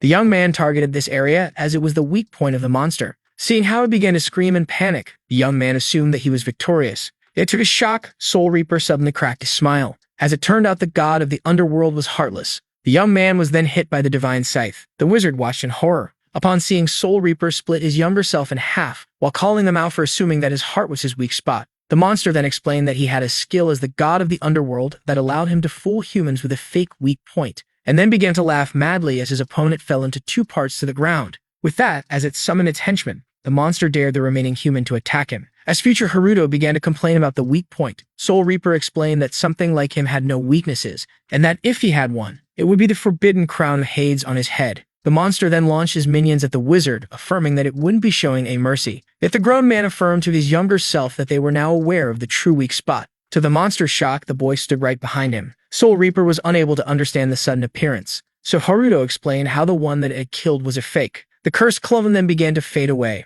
The protagonist explained how he created a copy of himself after being hit by the monster, and that was the fake one that attacked it, while the real body lay down on the floor. Yeah, this left the monster even more confused, seeing how a hit from his divine weapon was lethal. The young man affirmed that he wouldn't have survived if he hadn't already been under the effect of rollback. Haruto explained how he was rewound to his healthy self seconds before his death, while his future self explained how complicated this skill was. Soul Reaper tried to get the boy off his back, but was quickly rendered paralyzed by the stock chain of the grown wizard. With that, the young man decided to put an end to this fight. Both space-time wizards began to recall how the monster revealed that his weak point was his crown on his head. With that, they were rendered determined to completely annihilate it. The protagonist then began to recall the warmth of his dear little sister, now more determined than ever to fell the underworld for the sake of his sister, before using all of his might in order to cut it down. With that, both the crown and the skull were reduced to pieces. The main body fell to the ground, as the summons began to disappear. In the end, only the young man stood. Upon defeating the final boss, he earned himself 124,000 XP along with more than 35 million credits. Just like that, the protagonist was rendered victorious. As the stairs appeared, the future wizards stated that they should now head towards their main destination. Our hero quickly agreed. After taking a look at the grown man walking beside him, the teenager asked if he will also look like this after becoming an adult, leaving the time traveler annoyed by this disappointment. Haruto then called out the man for not revealing his true self and helping him at the beginning of his journey. Yet the future variant explained that there was more to this form than it seemed, which is why he didn't want to use it from the start, before suggesting to cut the small talk, seeing how the space-time hole would be opening soon. With that, the wizard urged his younger self to go at once. Shortly after, the both of them had reached the top floor of the Sky Castle dungeon. Just then, the grown man spotted the space-time hall opening. Inside it, a small figure could be seen, which was none other than the hero's sister.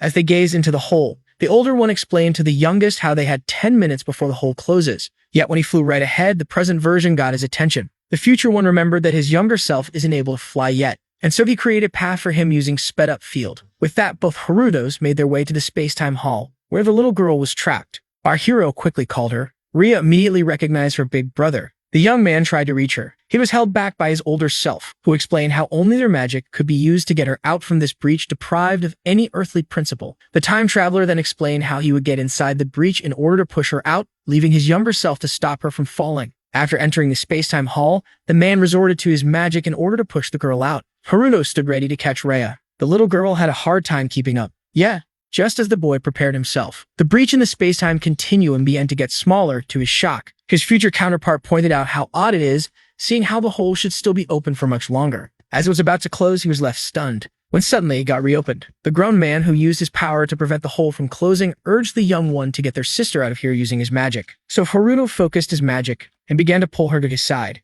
His future counterpart explained how they had to succeed, seeing how the girl could easily fall to her death or be shredded to pieces if the hole closes on her. With that, the protagonist was urged to get Rhea, which he finally managed to do. Just like that, brother and sister shared a hug for the first time in 2 years. The young man then urged his future self to quickly escape the hole. It was left confused upon seeing him stay inside. The time traveler explained how this is where their paths separate, and how he was unable to maintain his human form upon releasing all of the Chronos factor within his body in order to keep the hole open to the young man. Haruto was left shocked as his guide explained that he had no energy left to escape the space-time bridge. The time traveler then claimed that his younger self was about to still whine all the time and made basic mistakes, and how he was someone that would throw all his growth and progress away due to an emotional burst. Yet he revealed that fighting alongside someone as kind as him was an honor, and so he bid the teenager goodbye as this hole will remain forever closed. The young man tried to pull him out, unable to accept the cruel reality. With that, the time traveler left his dream on our protagonist, urging him to save the world in his place.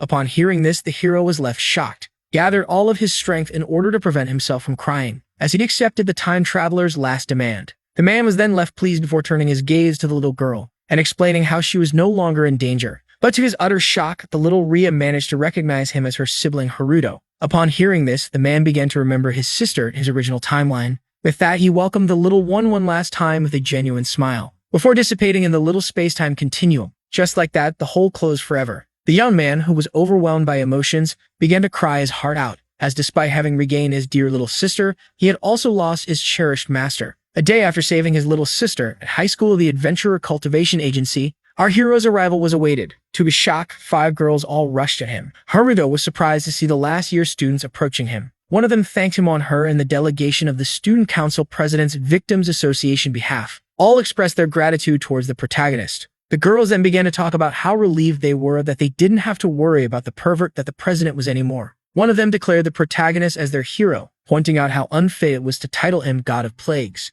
The young man wanted to stop the flattery as he only aimed for a humble life. Suddenly, he was approached by Sakurakuji Izuki, the vice president of the student council. The lady then apologized on behalf of the student council for all the trouble that the president made Haruto go through. Yet the protagonist affirmed that apologies weren't needed, seeing how she wasn't at fault. Yet the lady affirmed that she must atone, seeing how she was soon to become the head of the student council. Haruto was then left confused as he was offered a job to help the school. Sakurakuji Izuki explained how she needed new recruits for the student council, and that she would like to make him the head of the Mage security guards. All were amazed by this great offer, except our heroine, who immediately declined to the vice president's utter shock. Yet she didn't drop the matter as she began to beg him. Meanwhile, his childhood friend watched from afar as her comrade tried to calm her down upon seeing the vice president near him. Just then, one of the vice president's friends affirmed that break was almost over. Sakurakuji Izuki used her new position to command the young man to wait for her in his classroom during lunch break. Shortly after, on the roof, our hero decided to check his status window and was once again quite amazed by his stats.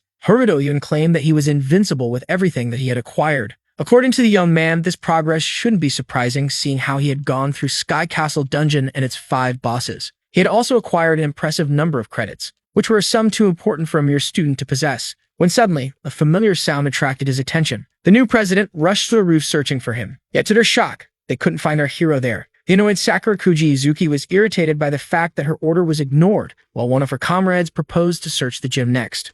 Meanwhile, our hero ate his sandwich, while watching them from above. The young man realized that he needed to find a solution if the student council would keep on following him. He then turned to someone for suggestions, which was the talking plushie, who wasn't here anymore. Remembering that the sarcastic presence was now gone. Later that day, our hero climbed the stairs to his apartment. With groceries in his hand, he opened the door. Haruto was left shocked upon seeing his sister complain about him coming home late. With that, the little one greeted our hero. The young man took some time to process the joyful situation, before greeting his dear Rhea back. An exquisite meal was prepared. Rhea took pride as she presented the meal that she made to Haruto, who was left amazed. Just then, the little girl noticed the bag in his hand. Our hero had picked up the habit of buying such things from the grocery store. Rhea then began to scold him, seeing how he should only buy necessities, before explaining how they needed to save some money, seeing how they were now 2 living in this house. Hearing this drew a smile on the hero's face as he agreed with his little sister. With that being said, the little girl warmly welcomed her brother, This left him shocked, as it reminded him of his master's last words. The young man affirmed that he felt great being home.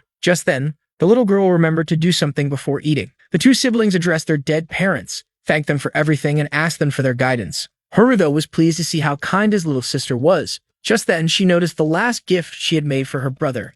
She was amazed to see that he kept it with him these 2 years. Yet, the young man affirmed that it was only natural that he did. Ria affirmed that it was now summer. Yet, the hero claimed to be very sensitive to cold. Shortly after, the young ones began to eat their meal. Ria was very proud of herself to have cooked all this food. After that, Haruto took a single bite. The young girl eagerly awaited his reaction and was very pleased to see that the meal was to his taste. Our hero then revealed that he had given the government the necessary papers regarding his sister, claiming that they were wrong about her death, leaving her thankful. Ria vowed to work as hard as possible in order to catch up on all the study time that she had lost while in the space-time hole. Her brother then explained how she also had to focus on her ballet lessons. This intrigued the little girl, seeing how they needed to save money, yet the young man affirmed that it wouldn't be necessary, and that she didn't have to be anxious about it, seeing how they could now finance her ballet courses even after she has grandchildren. The young girl had a hard time understanding her brother's corny sense of humor. Before turning her gaze to the plushie and pointing out how everything was due to the time traveler, her brother affirmed that they should always be thankful for his sacrifice.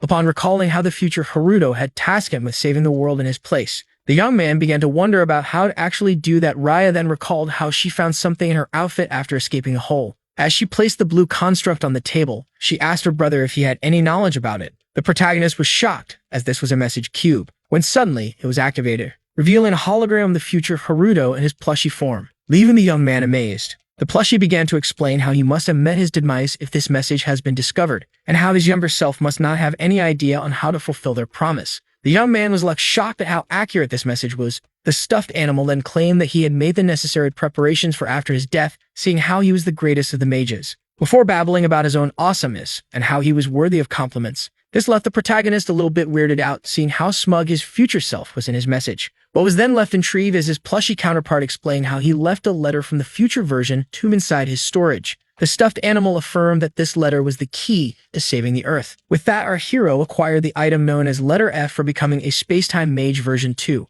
This left the young man utterly shocked. In the end, the plushie asked him to work hard even if he is not here to supervise him. After taking one last look at his mentor, our hero let out a genuine smile. His sister was intrigued, as in the message the stuffed animal had called him a savior. This stunned her with amazement and made her admire her brother even more. The young man tried to explain that it wasn't the case and that it was complicated.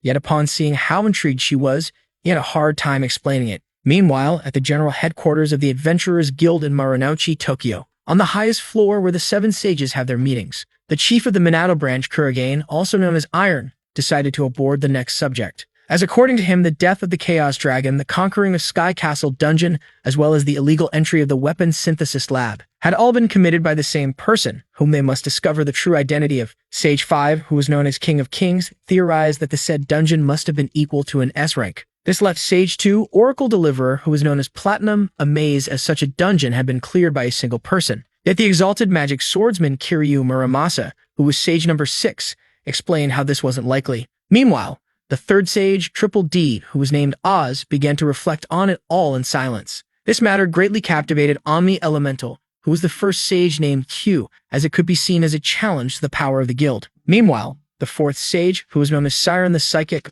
was left wondering what kind of malice the infamous culprit had in his heart. Yeah, the last sage, Tellurium, who was known as Akashic Vision and who spoke in a robotic voice, decided to study their mysterious man. With that, Iron explained how every one of them grasped the main idea regarding the mysterious adventurer, and how they should make him join the Adventurers Guild as soon as he is discovered, in order to use his power in the soon-to-be Otherworld War. With that, the meeting of the 7 sages came to an end. And then, after the said meeting, a little girl holding a balloon was happily walking with her mother. Yet, as the mother stopped by in order to admire the flowers on sale, the little girl then spotted a blue butterfly and was immediately captivated by it. And so she began to follow it on the road, when suddenly a speeding truck appeared. The driver was shocked to see a little girl in the middle of the road. The distracted mother then turned her gaze to her child in danger and was left horrified. She then begged her child to get out of the way. But it was too late and the little one had nowhere to escape. With that, the balloon had popped as a bloodstain appeared on the concrete. Just then, space-time magic took effect, leaving the mother intrigued. Right in front of her, along with her daughter that he had saved, the woman rushed to check on her child.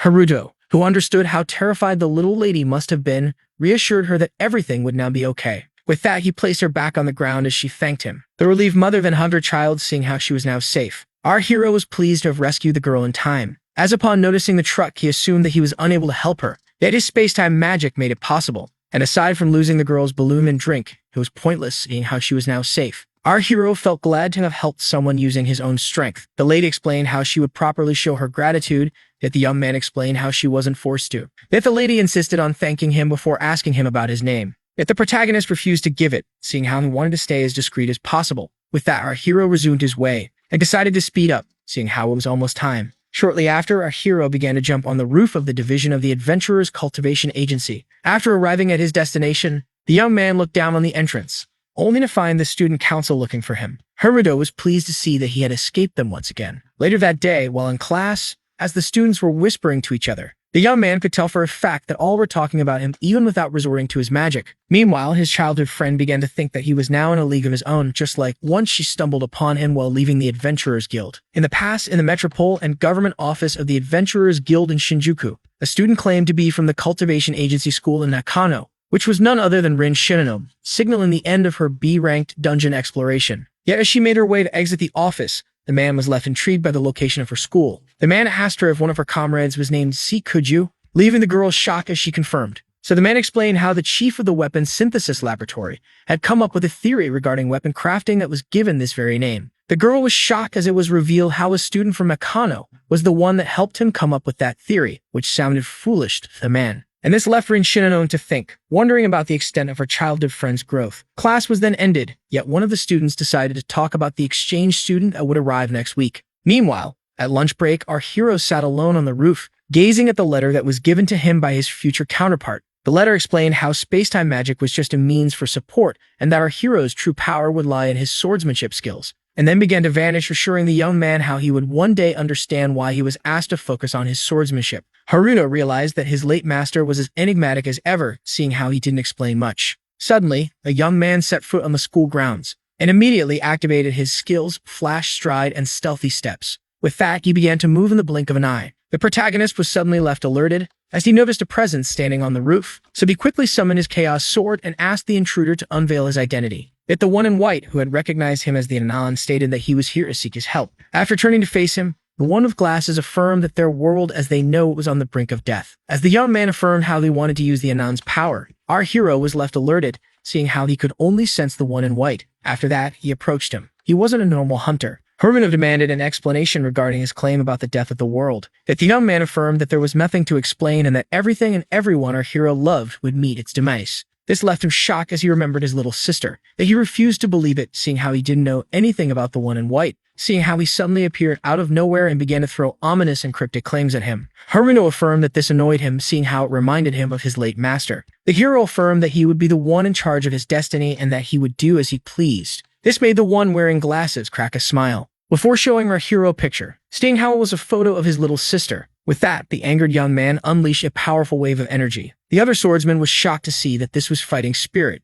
and that it was much fiercer than the average. This also left him amazed as the protagonist had everything he needed to be considered a swordsman. The one in white then reassured the big brother by explaining how his sister was safe, and that he only photographed her for background checking, before putting it on the blade of his master. Yet as he closed the distance between the two of them in the blink of an eye, the one in the glasses affirmed that he would surely cross the line if this would allow him to duel our hero, leaving him annoyed and angered. Haruto explained that the young man had no right to regret what was about to happen to him. Yet as he took his stance, the one in white affirmed that he had come prepared. With that, both swordsmen were now ready to face each other off. The one in white activated the skill Killing Intent, leaving the hero utterly shocked seeing how it had deleted the Chronos factor around him. Due to that, the protagonist would be unable to predict his opponent's movement using magic. With that, the one with glasses decided to make his move, and in the blink of an eye, closed the distance between him and his opponent. The young man then explained that his skill doesn't showcase his murderous intent as the name suggests, but quite the opposite, as it allowed him to suppress his own presence as he tried to slash our hero. Yet the space-time magic user managed to dodge it at the last moment.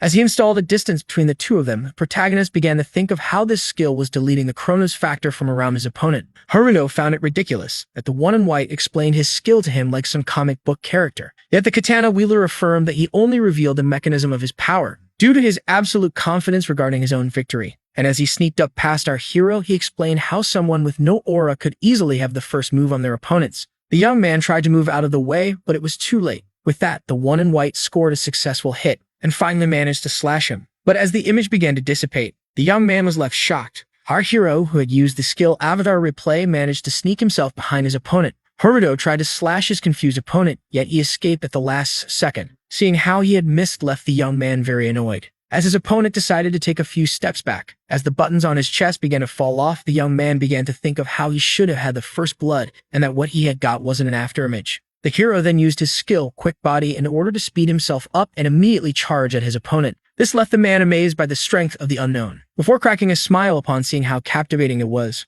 With that, both swordsmen clashed blades, as each of them was determined to be the victor over the other. The one with the glasses was eager to see what the protagonist, who was unable to see the Chronos factor, would do next. The clash of blades was suddenly interrupted by the skill stop chain cast upon the one with both swords. This maneuver caught him off guard. As to his shock, our hero charged up his fist before letting go of his blade in order to deploy the Chronos fist. Seeing how he was caught by surprise, the young man abandoned his katana in order to reinforce himself with the skill Steel Body. Just like that, the one with the glasses tanked a punch charge with space-time magic which knocked him a few feet back. Just like that, the young man had survived an imminent attack. The one in white was left confused as this punch was far more powerful than normal. With that, his suspicions had been confirmed as the protagonist, who was determined to win, was one of the awakened ones. And just as our hero began to think that his last punch had no effect, his opponent asked to suspend the fight, leaving him utterly shocked. The one in white apologized for bringing the little Ria into this, and that it was an incident on his part that will never be repeated. Yet Haruto had a hard time following. With that being said, the katana wielder picked up his weapon and decided to make his leave. Our hero tries to stop them as their duel was still not finished. The one in white affirmed that they shall continue it, but it will be at his school, and how our hero possessed one-of-a-kind potential, and how he hadn't yet reached the power level that he aimed for. With that being said, the one with the glasses proposed to Haruto to learn the mysteries of his sword at his school in order to gain more power. This reminded our hero of the letter sent to him by his master, urging him to perfect his swordsmanship. Yet he affirmed to his opponent once again that he didn't trust him a bit. Yet the one with the glasses affirmed that the second year should put his faith in him, seeing how he was more powerful. With that being said, he affirmed that he would be awaiting him at his school before making his leave. Just then, our hero noticed a piece of paper in his pocket and quickly realized that the one with the glasses had secretly placed an exchange permit between his school and the Azabu school during the duel, and that the mentioned institution in the permit was the school attended by the one with the glasses. This sneaky little maneuver to assert dominance left our hero very much irritated. Shortly after, the man began to think about his recent opponent and how powerful he was during a face-off. He was determined to help expand his potential before he could be manipulated and sacrificed by the 7 sages. The one with the glasses planned to use our hero's power to orchestrate a coup against the 7 powerful mages, as he was determined to ruin Iron's plans. Meanwhile, our hero carefully read the paper regarding the student exchange program, which explained how it would last a month, where one needed to be from the agency schools to participate, and how student council members would receive elite treatment. But just then, rushing footsteps were heard. Sakurakuji Yuzuki, who had finally found our hero, was determined to make him join the council. The young man was pissed by her arrival and offer. The girl paused for a small moment in order to process what had just happened, before expressing how shocked she was. 7 days later, at the Azabu High School division of the Adventurers Cultivation Agency in the Minato district, the student council president expressed how pleasingly surprised she was by our hero, seeing how he had agreed to join her in Azabu after becoming a member of the student council. And while the young man claimed that he only did what was expected for his new position, he only joined seeing how it would give him elite treatment within this new establishment. The president then began to explain how many S ranks had graduated from this school and how it was the best in Japan, and how it required a very high level of magic -70 in order to enroll in it. Sakurakuji Yuzuki then stated that they should work as hard as possible in order to catch up to the rest. With that, both student council members entered the exchange school. Inside, the building had a very futuristic appearance. The president suggested that they should salute the board chairman first thing first. Our protagonist began to observe his surroundings and quickly realized that all the students were gossiping about them, seeing how they were 2 total strangers inside their school. Then he decided to pay it no mind and just do what he wanted to do. The president nervously claimed that the young man had nothing to fear, seeing how she was with him. And seeing how anxious she seemed, the young man grew worried about her. Shortly after, the exchange students arrived at the chairman's office, and so they knocked on the door before entering the office of the one who was expecting them. The one with the glasses presented himself as Kiryu Muramasa, the chairman of Azabu. Our hero was shocked to see that his previous opponent was the one running the place. The chairman then got up from his seat and welcomed the young ones to his establishment. Kiryu Muramasa explained how this school mostly focused on sword skills, and how these days Mage and magic were at their prime, and that they were unique even inside the Adventurers Cultivation Agency. seeing how their duels were done by swords instead of magic. The chairman then affirmed that in the month they would be spending in Azabu, he would be making them into the strongest of the school by dueling. This brief explanation left Haruto quite shocked. Sakurakuji Yuzuki, who was caught off guard, explained how nothing like that was mentioned in the exchange student program and was quickly left confused as her junior asked if duels were the only way to fight the chairman once again. Kiryu Muramasa revealed that only the strongest among the students have the right to fight him, the most powerful swordsman, which left our hero pleased, as he affirmed that he will quickly climb through the ranks in order to achieve his victory. Our hero claims to his seniors that he'll do it as fast as possible in order to return home as early as possible. Haruto explained how unsatisfied he was that their duel was stopped midway, and that once their face-off is over, he will return to his school. Kiryu Muramasa affirmed that he had no opposition regarding this, seeing how arrogance and valor didn't matter in this school, seeing how it only respected the power and strength of swordsmen who want to climb the ranks. The man then opened his status window in order to supply the exchange students with great access and a permit to use the necessary materials and facilities along with their student ID and schedules. After taking a look at his new access grade and place in the ranking within the school, the young man, who wondered if the ranking system in this place was similar to his school, assumed that he should challenge the strongest students right away. With that, Kiryu Muramasa wished them both to successfully climb through the ranks. Shortly after, the student council president began to complain about the recent events, and she wouldn't be partaking in any duel in order to get herself a higher position. So Haruto pointed out that it would be useless, seeing how she was a new president. With that being said, the protagonist assumed that the best way to become number one would be to explore the places that the strongest students frequented, and after some searching, our hero managed to find the right place. The girl was shocked to see that they were now in the 2F cafeteria of the school, and assumed that her junior was hungry, which she claimed to confirm. Suddenly, a hologram appeared and welcomed the exchange students. The holographic Mage explained how they recommend a balanced breakfast to the students, seeing how the school considers it as the base of a good day. As it invited them to eat their fill in the cafeteria amidst breakfast, the hero quickly realized that the hologram had scanned their IDs to give them custom advice. Sakurakuji Yuzuki was impressed by the grand present variety and had a hard time believing that they could eat without paying, making her think that rich schools were different from theirs. And so she decided to attack the buffet, claiming it to be a simple examination, while asking the uncomfortable junior to go on his way. Haruno watched her as she excitedly claimed how she needed to calculate the calories within her diet and how they needed to quickly enroll in the Abazu branch. Our hero couldn't help but find the new president to have an odd personality. With that being said, the young man decided to take care of the real goal for coming to the cafeteria, when suddenly a loud sound was heard. Our hero noticed that 3 students were ganging up on a single shorter boy. He asked them to leave him alone. Yet the head of the bullies ignored him, pointing out how such a great sword was wasted on someone like him. The boy demanded his weapon back, yet the bullies from the Radu faction affirmed that this was punishment for sitting in their places. Just as our hero expected it, such low individuals existed everywhere, even in such elite schools. Seeing how teachers couldn't cover the entire establishment, cafeterias were ideal for bullying, yet this pleased our hero as it spared him from the task of searching. The bully then pointed out to the boy that only those who are ranked 99 or above had the right to sit in his cafeteria. Yet the boy found this completely ridiculous, seeing how he should have a choice regarding where he sits to eat. Yet the bully affirmed that it does. Our hero was left shocked upon seeing that the young man had the same title that he once had in his school. The bully then pushed the bullied one to the ground, as all began to whisper in silence, unable to intervene. With that being said, the space-time winner decided to make his move. The bullies then decided to sell the sword for profit, claiming that it was wasted on someone as weak as the young man. Yet, as they ordered him to leave, he urged them to return his weapon at once, as it was a very precious gift from his father. This annoyed the bully, who affirmed that he couldn't care less about the student's personal affairs as he tried to punch him. But just as the little one prepared himself to get hit, he was left surprised, as the punch had been blocked by the protagonist. The bully, who was left stunned, demanded to know the identity of the one who easily stopped his strike. Haruto presented himself as the new exchange student and quickly asked about the whereabouts of the strongest students in the school. Yet upon seeing how the bully was refusing to answer him, he quickly reinforced his grip on his hand. The student was now in pain as the protagonist explained how someone as impulsive as him was the most likely to tell him what he wanted to know. The bully's friend watched in amazement. With that being said, Haruto asked the student once again about the whereabouts of the strongest in the school, leaving him quite terrified. But just then, the protagonist felt a blade close to his neck trying to stop him, and so fearing for his life, he decided to back away. The space-time user couldn't understand it, seeing how he felt a transparent sword that was about to slash him. The leader of the Radu faction, known as Radu Nobunaga, was here to defend his men. That's a good thing. This young man was a last-year student and the 3rd strongest swordsman in the Azabu school, as well as the head of the kitchen-style school and a faction leader. Despite the school despising his behavior, the young man was almost as strong as the #1 student and a solid candidate to be a future instructor. The bully boy couldn't believe it, as someone as grand as the swordsman was now in a tense situation with the new exchange student. The leader of the faction demanded an explanation regarding the situation. So Haruto explained how he was just saving the boy from the students that were bullying him. Hearing this, he turned to his men and asked them if he was lying.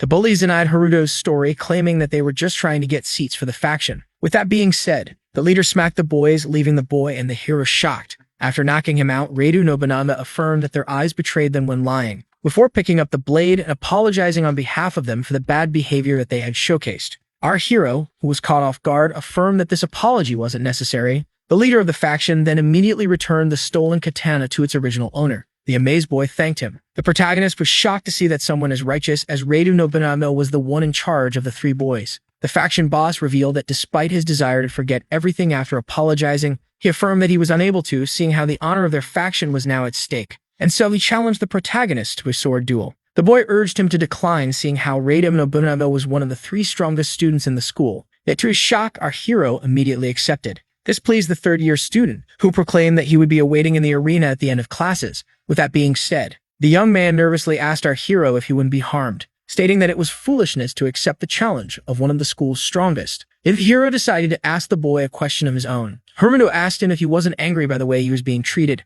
before affirming that the low-like students would keep on harassing him until the end of his high school life. Yet the boy nervously explained that he just had to patiently endure it until it ends. Just then, blue magic came out of the boy's blade, which surprised our hero, and so he decided to read the flow of time and was left amazed by what he had found. With that being said, he decided to ask the young man a real question regarding his actions when his dear blade was taken away. Our hero explained how he acted recklessly after being the victim of injustice, driven by impulse. Haruto, who had a past similar to the boy's present, asked him if he was really going to not fight back. After thinking for a short time and gathering his courage, the boy affirmed that he couldn't take it anymore, that he wanted to get his revenge on the bullies and teach them what happens when they steal his sword. With that being said, our hero asked the young man for his name. Just like that, Kuju Haruto and Ibuki Mitsurugi introduced themselves to each other. The protagonist stated that Ibuki should also challenge a specific someone to a duel, and that this specific someone was the very guy that stole his blade, leaving him quite surprised. Haruto then reassured him by stating that he would do his best in order to guarantee them both victory. Ibuki Mitsurugi decided to place his faith in the student when suddenly our hero received a message.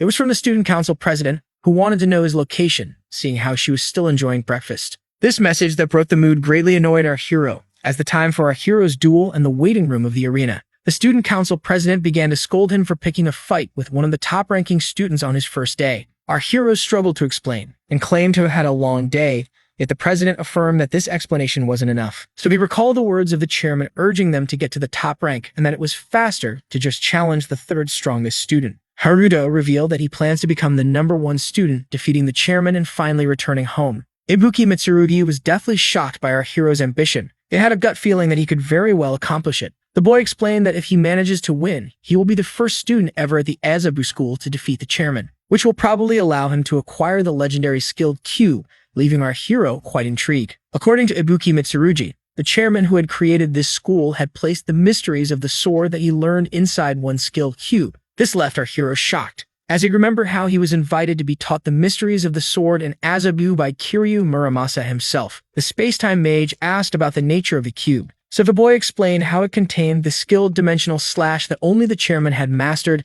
leaving our hero quite shocked by the name of the set skill, stating how it implies the ability to slice through other planes. Ibuki Mitsurugi affirmed that this was what the rumor says, yet none had ever seen this skill in action. President Haruto assumed that this would be his key to saving the trapped future Haruto. With that being said, he was now more than ever determined to achieve victory. With that, a burning fighting desire sparked in our hero. Yet at the start, he wanted his new friend to be the first one to duel. Ibuki Mitsurugi decided to take the challenge head-on, unsure of it, seeing how his opponent had almost beaten him up for challenging him. And so he asked our hero about his great plot to guarantee him the win. Haruto affirmed to Ibuki that victory shall be his if he obeyed his words. And so he asked the boy to let him examine his sword. Shortly after, numerous students had gathered in the arena in order to cheer for the upcoming fights. The first one opposed the bully and the bullied in a sword fight. The bully then called out his victim for daring to challenge him, before affirming that he would make him suffer for his actions, leaving him quite alarmed. Meanwhile, from the audience, the student council president expressed how doubtful she was about Ibuki's victory. Yet our hero reassured her by stating that the win was guaranteed. and that their new friend was totally capable of achieving victory. Back in the waiting room, our hero advised the boy to quickly draw out his sword at the start of the fight in order to perform a drawing slash without thinking.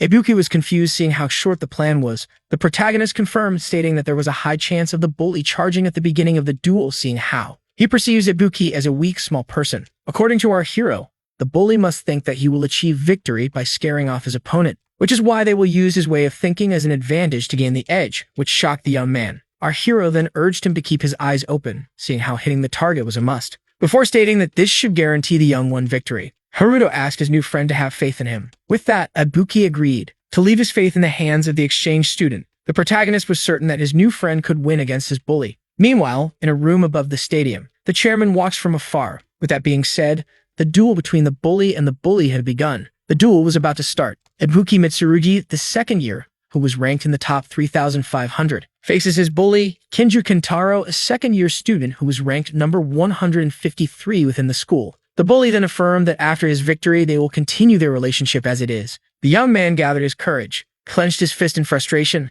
and affirms the body that he just insulted to be the victor, and that he won't have the right to harass him ever again. This quite angered number 153, while the exchange students watched closely. Despite his doubts and fear, the young man prepared himself and took the drawing sword stance at the start of the duel rank. Why his opponent reached into a pocket dimension in order to pull out another blade. Seeing how his main purpose was to dual wield, the hero, who realized that, assumed that number 153 must be someone of great skill. Yet in reality, he was a complete amateur as he charged at his opponent. Ibuki realized that the duel was going just as his new friend had predicted it. He then focused his gaze on his enemy just as Haruto advised him, before performing the drawing slash. The attack was so quick that the bully couldn't believe it, and despite his best efforts to block it, he was left shocked upon seeing his own weapons getting sliced. Just like that, number 153 had been blasted into the wall. As he began to cough blood, his two friends were left baffled, while his leader was unimpressed. Just like that, the boy had achieved victory. The student council president was happy to see him win, while our hero, on the other hand, wasn't surprised, seeing how it was enchanted. This left Sakurakuji Yuzuki quite intrigued. The hero, who used his power to read the flow of time, quickly realized that his new friend's weapon was imbued with a very rare, powerful effect, and that he and Ibuki didn't share the same magic restraint, but instead the boy's power had been constantly absorbed by the sword. The enchanted weapon also possessed the ability to release the stored power in a single strike, and since its wielder hadn't defeated a monster for the 3 years he had carried it, it had accumulated a grand amount of mana. If for a mysterious reason, Ibuki wasn't informed that his weapon was a magic sword. But regardless of everything, our hero was still pleased to see his friend win. Later on, the boy expressed his gratitude towards his new friend for guaranteeing him the victory. Ibuki Mitsurugi revealed that he had been feeling amazed ever since the protagonist had set foot in a bazu. Yet our hero affirmed that the boy only achieved victory by his own power and decided to inform him of the true nature of his force later on. With that being said, the time for our hero's duel had come. Just like that, he and Radu Nobunaga were now face to face. As the head chairman watched with great interest, the leader of the faction declared that he wouldn't be holding anything back, seeing how the honor of him and his men was at stake. Haruto affirmed that he didn't expect anything less. With that, the both of them drew out their swords, and were now fully prepared as their duel was about to begin. With that, the confrontation commenced. To our hero's shock, his opponent wasn't making a single move, seeing how relaxed the third strongest seemed. Haruto's friends watched in intrigue, while the members of the faction were left smiling. The chairman seemed to have a certain idea about the situation, yet our hero was left clueless, seeing how his opponent had left himself wide open with a rather poor stance. Yet despite that, he decided to give it his all against him, and just as he charged ahead, he suddenly felt alerted as the young man gazed into him. Just like that, the same murderous intent that he felt in the cafeteria had returned. Our hero then stopped himself and used Eye of Time. Yeah, just as he expected, there was no chrono factor around his opponent. This made him realize that the elite of Abazu could use the killing intent of their master, which makes his prediction based on the flow of time pointless, leaving him in a tough spot. After judging that the distance was well enough, the leader of the faction took a deep breath. Before unleashing the secret technique of the Kishin, a powerful slash named Aesthetics of Nature was unleashed, an attack so powerful that it easily cut through the ground. This left our hero shocked as he was now surrounded by invisible slashes, yet he managed to dodge at the last second by jumping into the air. But just then, he appeared in front of him. His opponent then pointed out how the air was the only way to avoid his slashes,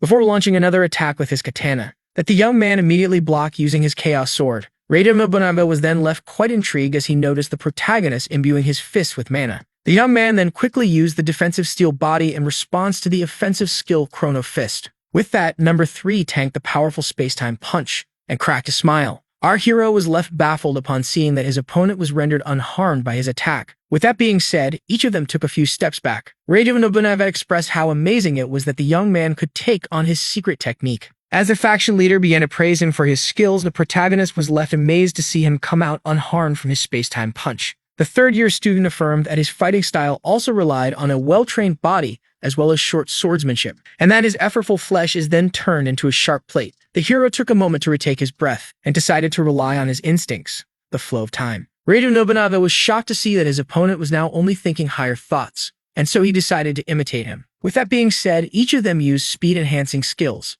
Just before that, Haruto charged at his opponent, yet the third year evaded his slash by a hair, before deciding to launch a counterattack that the space-time user managed to parry. Our hero then jumped back, before trying to slash his opponent, who successfully managed to evade his attack by a hair once again. Raiden Nobunaga then switched his katana to reverse grip, before planting it on the ground in order to gain some momentum. For the sole purpose of kicking our hero away, Haruto managed to stop himself mid-course. With that being said, the both of them stood face to face once again, and despite acknowledging his opponent's power, the protagonist was more determined than ever to achieve the win. Out here, he gathered all of his strength in order to clash blades with his opponent once again. Raiden Nobunaga then swung back his blade, before delivering a powerful slash that our hero escaped at the last moment. Haruto then decided to go for a vertical attack that the third year blocked with ease, left impressed by the scale demonstrated in this duel, which wasn't surprising from the faction leader, but utterly amazing from the exchange student. And while the student council president began to panic due to the recent events, our hero's new friend grew worried about him. The bullies of the raided faction began to cheer for their leader. The protagonist was determined to win by all means.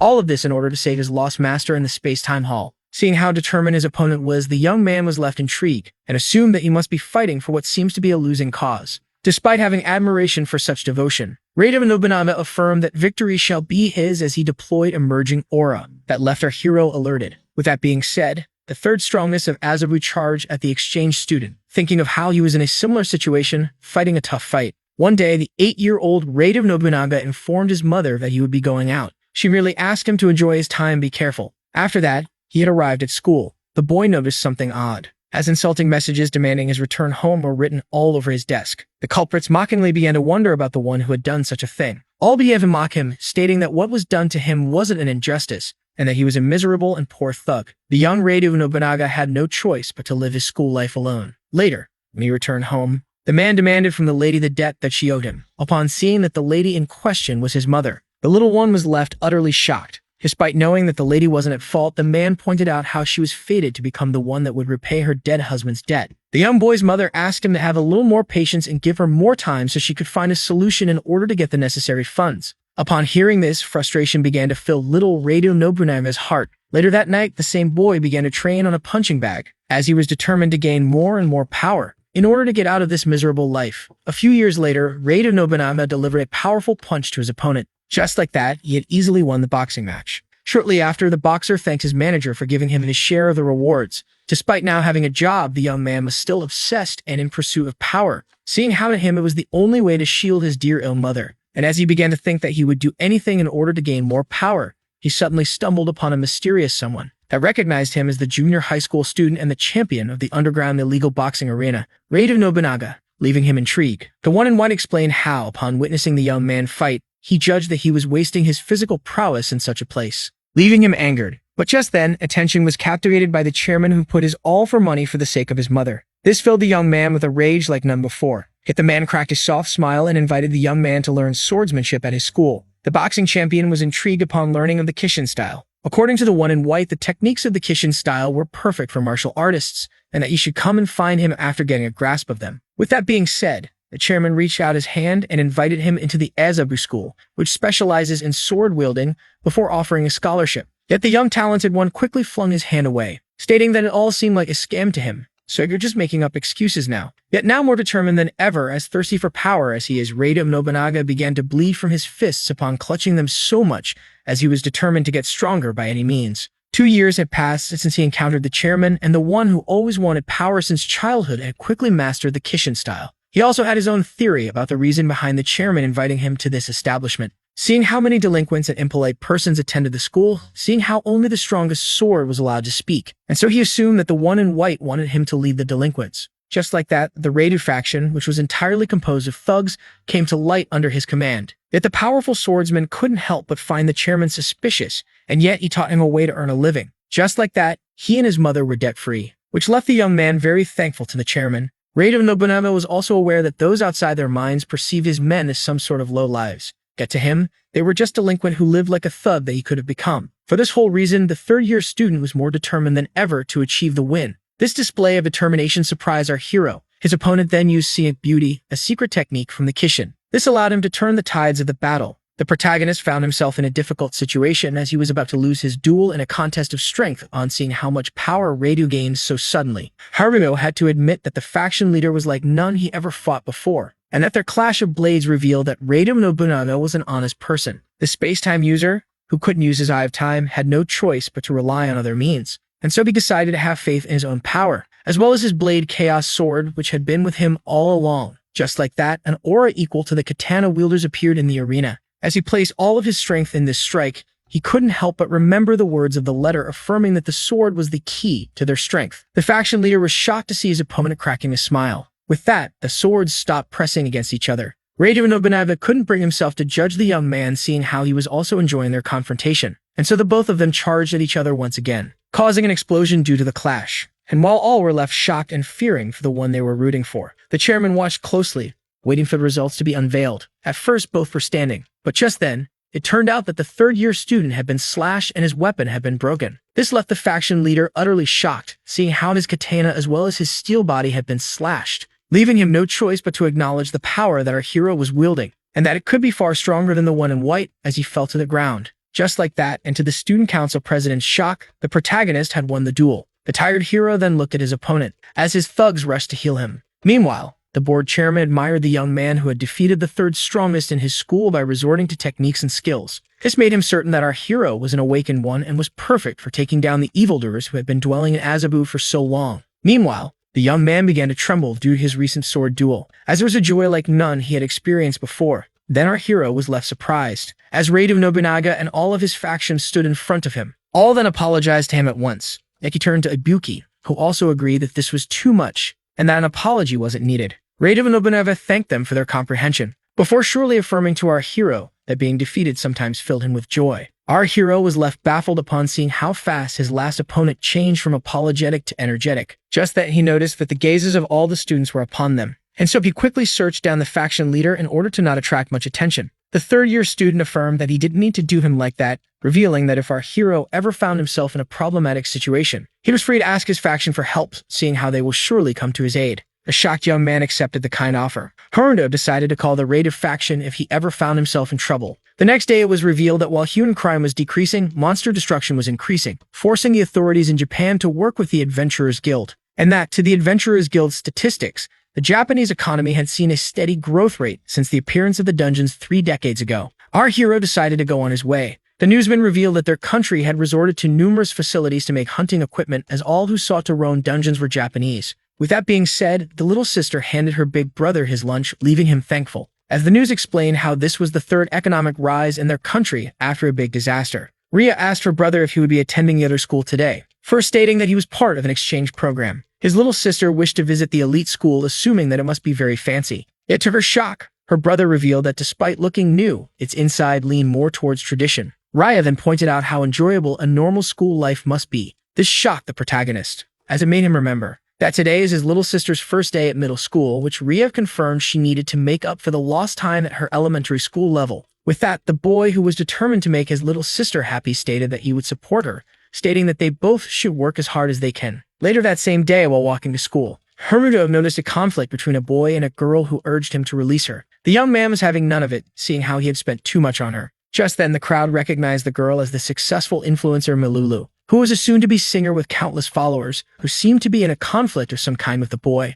Haruno chose to stay out of it. The boy then tried to stop the girl, who began to run away, stating that she never wanted to see him ever again. Yet as the influencer mocked him, he tried to warn her that she was standing right next to a hazardous and newly uncovered dungeon. As Milulu realized the danger she was in, a monster began to make its way into the real world. A giant monster appeared out of the portal, leaving the girl utterly shocked. Milulu was now in front of the subjugation rank Imperial, a beta-class monster designed for destruction that requires a raid level of 1200 to fight. The monster then gazed at the girl, who was terrified by its presence. While some were confused by the presence of a monster outside of the dungeon, others realized that it was a migrating species. But in the end, all decided to run as fast as they could. Milulu, who was the closest to the monster, was left petrified. That slowly began to approach her, and while everyone assumed that this was the end for her, a quick, swift movement then occurred. And just as the Imperial Centipede launched its attack, it was suddenly sliced. The monster was now decapitated. All were left confused. Our hero managed to rescue the girl at the last minute. As she opened her eyes, Milulu was left shocked. The boy then placed her back on the ground and urged her to escape immediately. Milulu was still amazed.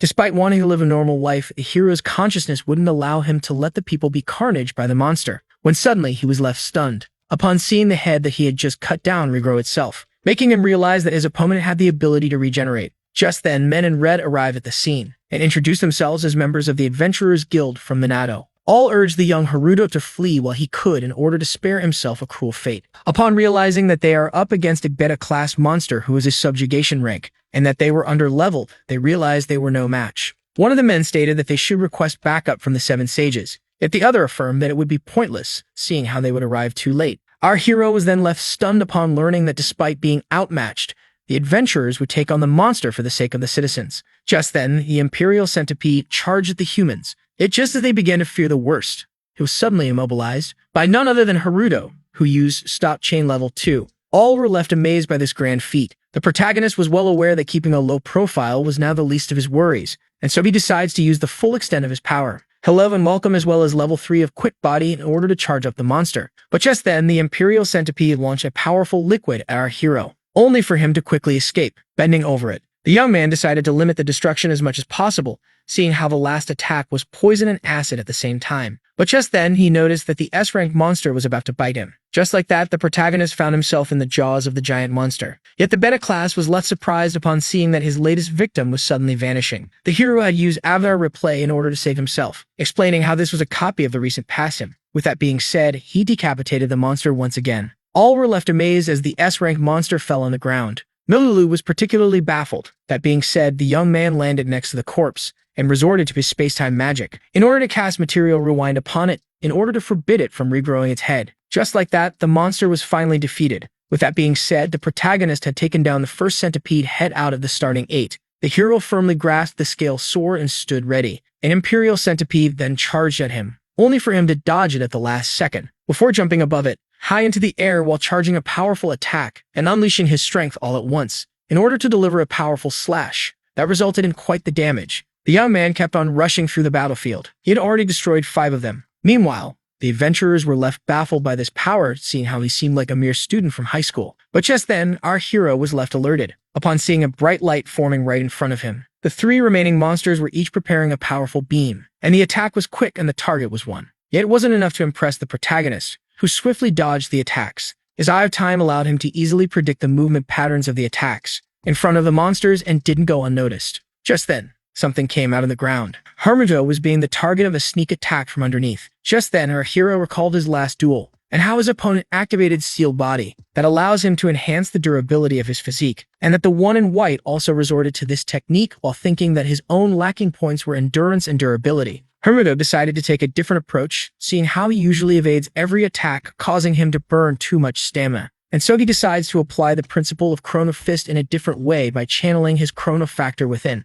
Only this time he wouldn't be using it as an offensive skill. Upon seeing the result forming, the hero was left pleased as his plan was going smoothly. Just like that, the skill Chrono Guard was created. Upon seeing how his attack was blocked, the S-rank monster was left shocked. With that being said, our hero decided to counterattack, as he switched his shield for his Chaos Sword and charged at the beasts. The 3 monsters were then left confused as the attacking enemy managed to mysteriously make a copy of himself that kept on charging at them. With that being said, Chaos Meteor had been unleashed. The citizens watched as a great explosion occurred. In the end, only Haruto was left standing. Just like that, the monsters had been slain. This feat allowed our hero to increase his level as well as his swordsmanship, on top of allowing him to get more than 5 million credits as well as a new skill cube. And while the one from the Adventurers Guild was left speechless, Milulu couldn't help but admire our hero's prowess. With the panic coming to an end, our hero could finally catch his breath, and the adventurers immediately expressed their gratitude towards him for saving them. With that, he was invited into the Adventurers Guild of Minato. One of them even stated that he should be the one in charge, leaving the leader a little shocked. Yet upon seeing him decline, the adventurers insisted on their offer even more. Seeing how what he feared had become true, the protagonist decided to resort to a trick up his sleeve, and so he began to pretend to consider the offer, leaving the adventurers excited, only for him to quickly escape using quick body and leaving a copy of himself behind. Just like that, the adventurers found themselves talking to a fake, while the real one watched from afar. The hero had used material rewind in order to create a fake image of himself by freezing the light reflecting him. Despite not being proud of how unethical this was, the hero had no choice, seeing how he was in a rush. Shortly after, our hero regained footing on the ground and immediately began to run, hoping to arrive in time, when suddenly someone parried his way. Milulu found our hero. This left the protagonist shocked as his mirage didn't seem to have tricked the one he had just rescued. The influencer then pointed out how this kid, challenging his space-time magic, had run off and left without saying a word after saving her, and so she demanded an explanation. Upon hearing this, our hero was left baffled and intrigued, seeing how he should be the one being thanked. With that being said, the girl asked the boy if there was anything he would like to hear from her. Haruto explained that there was something. To the influencer's shock, the hero began to scold her about running off from someone clingy into a dangerous dungeon area, which she couldn't help but find weird and frustrating. And so she demanded to know what game he was trying to play, but he couldn't quite understand what she meant. The lady explained that our hero must know of her, that's why he was near, as she was certain that she was his secret crush. The influencer began to babble about having 5 million followers on the internet and being, if she told the truth, one of the most famous, and that her popularity led her to soon be a singer, as well as most likely having gotten a primary role in a new major drama, as the last phase of casting played in her favor. Milulu affirmed that her popularity was now at its zenith, yet our hero found it odd that she was revealing so much to him. That being said, the girl proposed to the protagonist to appear in a video of hers. She didn't even finish talking as he ditched her, stating that he didn't have time for this. The girl urged him to stop, and so she began to chase him, only to be left shocked upon seeing that he had mysteriously disappeared. She tried to look for him, yet Haruto managed to escape through the air. The popular influencer was left greatly irritated, seeing how the protagonist didn't seem to show any interest in her. The girl couldn't be more annoyed. Just then, she began to have red cheeks as she looked at the picture of our hero, before realizing that she was in love with the boy that saved her. Milulu was certain that Haruto was an amazing person fated to save the Earth, seeing how this was something that her perfectly accurate Akashic vision had revealed. Shortly after, the chief of the Minato branch arrived at the scene. The man then explained to the citizens that the dungeon had been closed by magic and that they were all now safe, before thanking them for not getting in their way while dealing with the monsters. One of the soldiers then informed the man that too many bizarre events like the recent incident as well as the dungeon of Tokyo Tower had been happening. Suddenly, the man was approached by someone. He asked if he had approached the Anon, leaving the soldier confused. The girl decided to first shed her final thoughts about him, revealing that she took a liking to him to the point where she can't keep his secret. This made Kurogen realize why the board chairman of the Azabu school was so fixated on him. The girl then revealed in a cheerful tone that he made the right call by using a womanizer as well in order to engage the target. Kurogen stated that it must be the truth if the girl's eyes revealed it to her, as she was the last of the sages, Tellurium. The girl then revealed that her main job was influencer and that her spot among the 7 sages was just a part-time. Milulu was certain that she was sure to capture the young man, seeing how she had personally gone after him. Meanwhile, our hero, who arrived at school at the last second, felt a shiver running down his spine. Shortly after class had ended,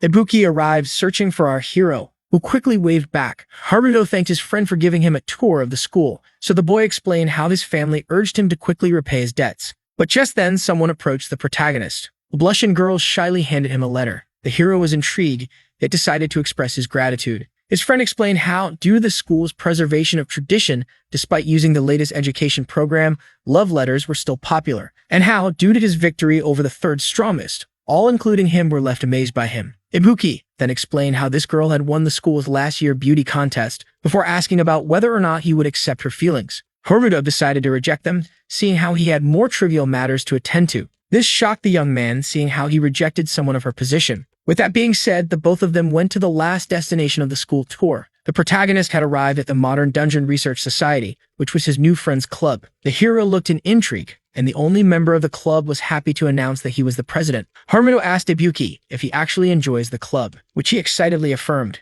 explaining how there was always something new to discover, like the hidden room inside an old F-rank dungeon that is now being investigated. Yet this information didn't surprise our hero, seeing how he had received his power inside the said room. That being said, Haruto asked about the location of the strongest in the school. Ibuki revealed that according to the nowadays group, the strongest and the second strongest were exploring an S-rank dungeon in Shiro Kanadai. Upon hearing this, the protagonist immediately got up from his seat in order to join them and defeat them inside the dungeon. yet his friend quickly stopped him, stating that only special adventurers had the right to enter the said dungeon, so the young man demanded an explanation. According to Ibuki, there was a high entrance fee to enter the dungeon, seeing how it appeared on the land of a rich man. This intrigued our hero, who was curious about the price. To his utter shock, the entrance fee was 50 million yen. Our hero couldn't believe it as his friend confirmed the required sum. But it was also stated that many valuable resources dwelled inside the dungeon, so one could easily get back what he paid in one trip. This made our hero think of how he wanted to become first place,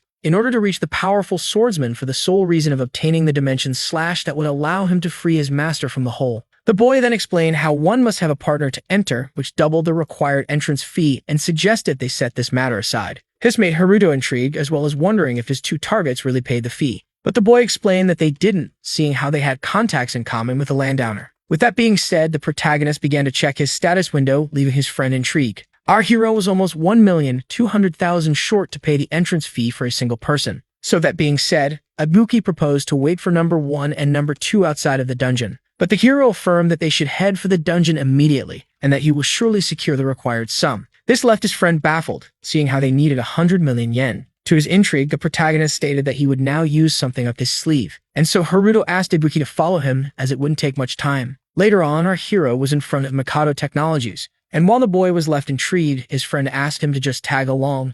To the swordsman's shock, the protagonist revealed that they are now going to the company president's office. 14 days before this incident, as our hero unpacked his lunch, he and the plushie watched the news stating that Milulu had started her singing career, and the release of Come Adventuring with Miru was now close. Upon seeing the reaction of his future self present, Haruto assumed that they must be acquainted. So the stuffed animal revealed how he shared an unhealthy relationship with her. This left our hero intrigued, as he had some kind of connection with an influencer. With that being said, he asked about the current situation of the stuffed animal's timeline. Future Haruto asked his past self if he really wanted to know all the future. The boy affirmed that he was curious about it. With that, the stuffed animal asked the hero what would happen to his life if the future was unveiled to him, as well as its impact on his progress in space-time magic. It will also affect whether he will one day travel to the past in order to meet his younger self. According to the stuffed animal, revealing the future could potentially make him an entity as omnipotent as the Akashic Records and Flidzjaf. With that being said, he once again asked his younger self if he truly wanted the future to be unveiled. After thinking for a small while,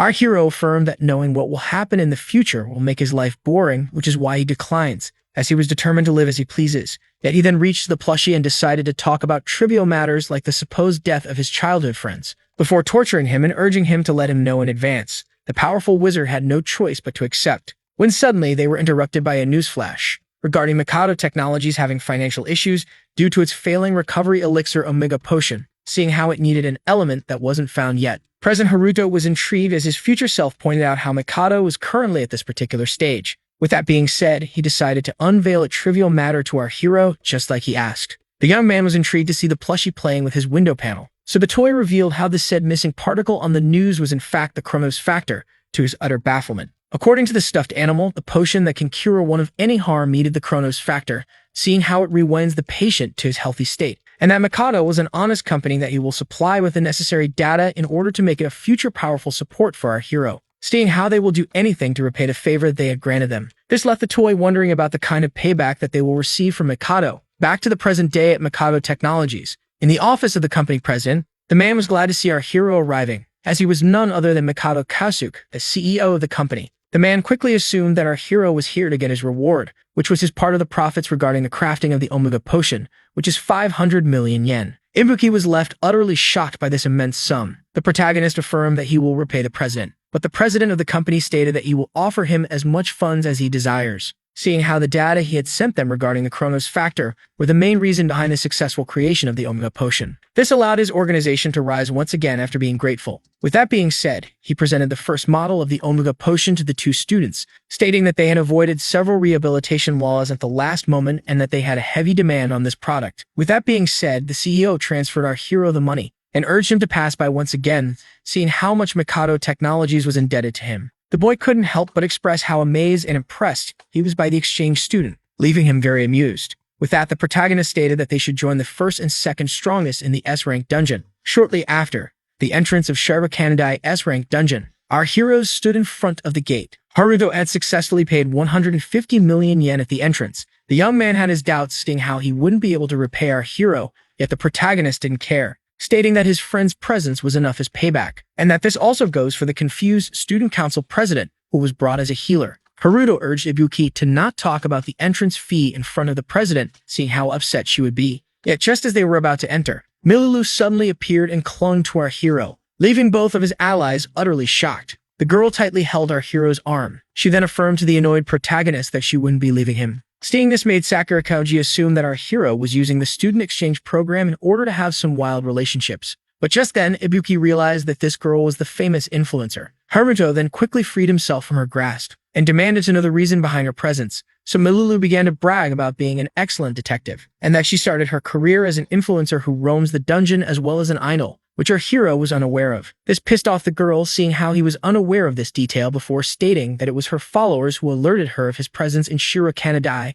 and so she demanded to be part of the exploration team, threatening to badmouth and live as a harasser if he dared to refuse, leaving the space-time mage greatly irritated. And when questioned about the entrance fee, the influencer revealed that her contacts allowed her to enter with ease. This left our hero concerned, as it seemed like the influencer would be joining whether he liked it or not. Milulu was then quickly pissed off as Haruto assumed that she was a healer, so she corrected him by stating that she is a cleric-type mage. With that being said, our hero had no other choice but to let the free spirit join his team. Yet the influencer was left intrigued as the hero decided to force her into a promise. Myra had a promise to quickly retreat in case of danger, while he assured her a safe escape, with her being concerned for his safety. Milulu quickly agreed to these terms. He then turned to the other two members of the party, stating that these terms also apply to them. Haruto was determined to never feel the pain of loss ever again. This quickly made him appear as a true leader in the eyes of Ibuki. With that being said, the party of four decided to enter the dungeon. Just like that, the protagonist was now inside. The hero suddenly felt a mysterious creature heading their way, and so he asked Ibuki about the nature of the monsters.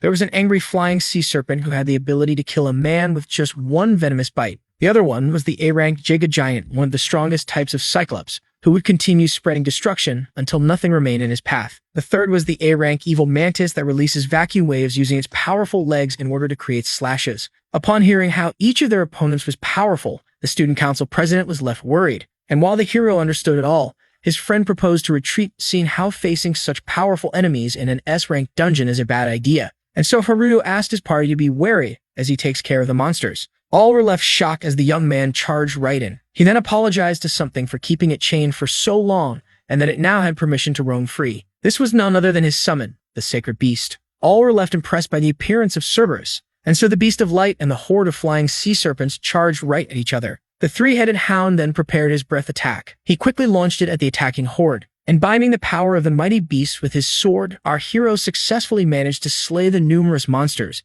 when suddenly he noticed the one-eyed giant charging at them. The monster quickly resorted to his giant weapon in order to smash them, only for this to be a clone made by Avatar Replay. Suddenly, our hero's summon, who snuck up behind the monster, bit him in the shoulder. With that, the giant Cyclops was defeated. But just then, the evil mantis horde began to surround the mighty hound. When suddenly the giant bugs noticed that our hero had jumped into the air, all launched their vacuum slashes at him, only for him to escape each and every one of them without any problem. He then changed the grip on his blade. Before stabbing the giant bug in the head, Haruto then turned to the others, and resorted to his chrono ray in order to kill them all at once. With that, all evil mantises have fallen except one. Suddenly, the monster turned his gaze to the student council president, leaving her intrigued. Just then, the monster tried to get rid of the healer, only to be left amazed and stunned upon being slashed in an instant. Like that, the last of the insects had been split in two by our hero. With that, the young man called off his blade and praised his three-headed hound for being such a helpful summon. Upon seeing how friendly the three-headed dog was with his master,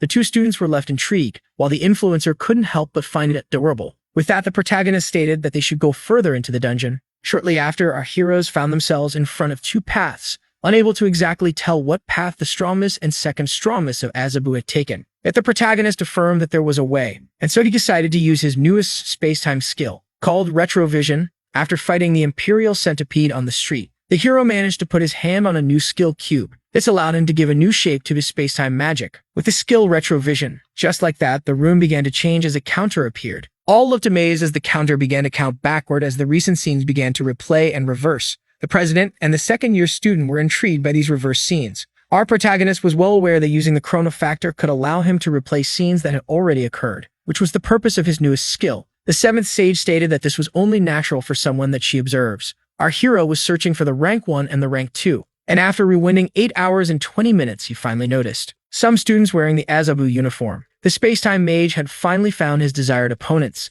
and seeing how it was now 8 o'clock at night and 12 hours had passed since then, the two students must have passed by here at 8 in the morning. Yet this reasoning left him concerned, as they should have exited the dungeon a long time ago, as well as the staff who didn't seem to really care about them. The hero then assumed that he might be jumping to hasty conclusions. With that, retrovision was turned off. He declared to his party that they should go left, seeing how his future opponents went there. Ibuki couldn't help but be amazed by our hero's fantastic magic. This feeling was also shared by the student council president, who thought that they should both do their best in order to honor their school. Yet Midoriya seemed to have something else in mind. She then revealed that the right path had more treasures than the left one, and that they should go this way, seeing how the whole purpose of dungeon raiding was for one to quickly form himself a wealth. Yet our hero declined, stating that she was free to go right alone. He then explained to the shocked girl how she could come back to him immediately or flee if she sensed any danger, making her claim that she was joking. The girl then cracked a soft smile, as she couldn't help but acknowledge how kind the Haru-kun was. This new nickname shocked and intrigued our hero as his party went to the left corridor. Shortly after,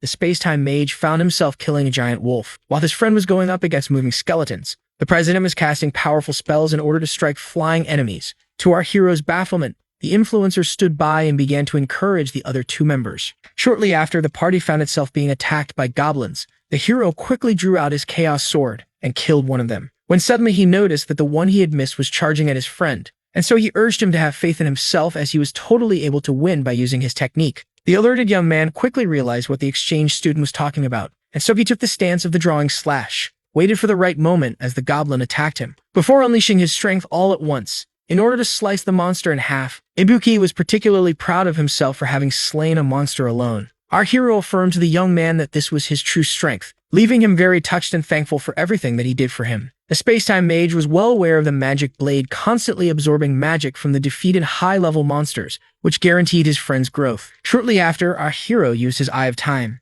That quickly made him realize that Rank 1 and Rank 2 entered a room and never got out. The party was now standing in front of an ominous door. Haruto declared that they shall enter at once, upon seeing how different the door was from the rest of the dungeon. The party quickly realized that behind it was the boss of the dungeon. The protagonist decided to enter the room of the S-rank dungeon boss, unlike what he had originally planned. Upon opening it, the young students were left amazed, as the two strongest students in the Azabu school, Shikigami and Rusaki, were lying on the ground defeated. With that, the party then looked up, only to find a black, stormy mass roaming above their heads. It then began to take form as it landed on the ground. With that, a childlike figure was formed on the battlefield. Its aura was mysterious and its power was ominous. All were left amazed, as this child monster was supposed to be the strongest in the dungeon. This intrigued the 7th sage, as according to the database, a dragon should be the boss of this dungeon, and that this kind of monster was never seen before, even by the 7 sages. As the monster revealed its teeth and began to roar, it turned out to be the ruler of darkness and a subjugation rank, the hidden boss of the dungeon. Upon seeing his attack power, the student council president urged the leader to retreat, seeing how they were outmatched, yet Ibuki stated that they were trapped. With that being said, the influencer asked the hero about the plan, yet he affirmed that there wasn't much to talk about, seeing how his plan was to become the strongest in Azabu, and that the monster that defeated those who currently hold the title was right here. He had no choice but to quickly defeat it, leaving the influencer shocked. Just like that, the protagonist charged at the ruler of darkness, only for her to charge a powerful attack, leaving our hero startled. Just like that, a powerful beam of darkness had been launched. The space-time mage quickly resorted to his quick body in order to successfully evade the beam. With that, he sliced off the monster, only for it to quickly regenerate. To Haruto's shock, the ruler of darkness then decided to launch a powerful breath beam. Realizing that he was now in a tough situation, the hero had no choice but to resort to his stop chain in order to immobilize the incoming attack, only for his shackles to quickly shatter, leaving him to dodge the attack at the last second. Haruto tried to take it down using Chrono Ray, allowing him to successfully blast holes into the ruler of darkness, only for it to immediately regenerate once again. The young man couldn't be more irritated, as his opponent was still unharmed despite all of his attacks. Suddenly, he was caught off guard by the monster's giant jaws that managed to bite him off, to his party's utter shock, only for it to be a copy created by Avatar Replay that allowed our hero to escape. Chrono particles then began to come out of the ruler of darkness's mouth. With that being said, the space-time mage decided to resort to the light powers of his chaos sword in order to strike the head and body with chaos meteor. All assumed that he had finally scored a successful hit, but to our hero's shock, the black mass began to flee, only for it to reform the monster right away. Haruto couldn't be more annoyed, as even chaos meteor was rendered useless. Suddenly, the student council president was left horrified, as blue spots began to appear on the monster. As more and more blue spots appeared, the monster began to grow, allowing the hidden boss to gain a new form. This left the space-time mage utterly baffled as his opponent had used all of his attacks in order to reinforce itself. With that, he began to remember the plushie and wonder what it would do in order to defeat it, but decided to quickly shake the idea off as he had no time for it, seeing how he had to find a way to slay the hidden boss. And while the party was left concerned, the seventh sage resorted to her Akashic eyes.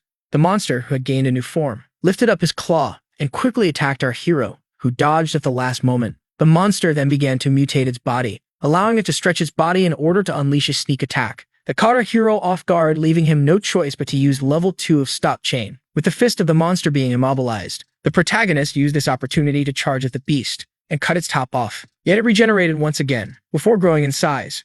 Haruto was now in a tough situation as his attacks, which couldn't harm the beast, only made it even more powerful. Seeing how physical attacks were useless against the ruler of darkness, the protagonist quickly realized that it was his worst match, seeing how he uses his sword. Suddenly, our hero was left startled. Upon noticing the hidden boss morphing once again, the ruler of darkness had now turned himself into a giant sword, before quickly attacking our hero using his new form. The young man who blocked the slash at the last moment was blown away by its quickness, before being blown away by the black sword itself. This scene made the young boy rush to his friend's aid. Yet the protagonist urged him to stay away, seeing how the monster was too quick for him. With that, Ibuki froze in place. But then the young man apologized for being useless, while the student council president decided to cast some buffs from afar. Haruto thanked her for her aid, and realized that this battle was hard to win, seeing how he had to protect his party from an opponent that could be damaged. Yet just as he began to think how difficult this situation was, he was shocked to see the influencer standing right beside him. Mirror stated that he should attack where she tells him to aim, yet the hero was having none of it as he urged her to stand back like the others. The girl affirmed that she was perfectly safe, seeing how she was much stronger than what her appearance implied. This confused our hero, as she cheerfully stated that he should be able to grasp her true power, and so he decided to use his Eye of Time on the influencer, which shockingly revealed a powerful light behind her. The lady then affirmed once again that he should attack where she tells him to, as she had been closely watching his confrontation with the hidden dungeon boss. The lady revealed that her powers allow her to precisely study anything she takes a look at. After gazing into the monster, Akashic vision was activated once again, which gave the girl a detailed description regarding the ruler of darkness as well as his strengths and weaknesses. With that, Muru summoned her magical lamb. The girl asked the summon for a way to defeat a shape-shifting, glue-like opponent such as the S-rank hidden boss. So the creature explained how there was a core controlling the shape-shifting within the monster, and that the only thing able to accurately detect it was the undiscovered substance known as Chronos Factor. The mention of the shady element piqued the summoner's curiosity. The lamb then revealed to her that our hero possesses magic that uses the undiscovered substance, as Mura pointed out how expected it was for the protagonist to have the Chronos Factor. Our hero was blown away by the fact that he had been discovered by her. The seventh sage pointed out that this was only natural as she had been studying him all along, and so she asked the protagonist to have faith in her as she would guide him to victory, by whispering the right way to defeat the hidden boss in his ear. Just then, the monster began to morph, transforming itself once again. And so Haruto let out a relieved sigh, as he decided to place his trust in the influencer, which quite pleased her. Just then, the S-rank hidden dungeon boss launched itself at the protagonist at high speed in the form of a lance. Upon seeing how fast the dark weapon was heading Haruto's way, all assumed that all was lost. But Haruto quickly jumped in order to make the first move, and so he gathered all of his strength in order to deliver a powerful blow. A few months earlier, the sage informed him that the monster's core was inside it, and that it couldn't be found by using magic. And that despite normal mages being unable to locate the core, our hero, who was a space-time mage, shouldn't have any problem, giving him the edge over the monster. Back to the present, our hero had sliced off the lance,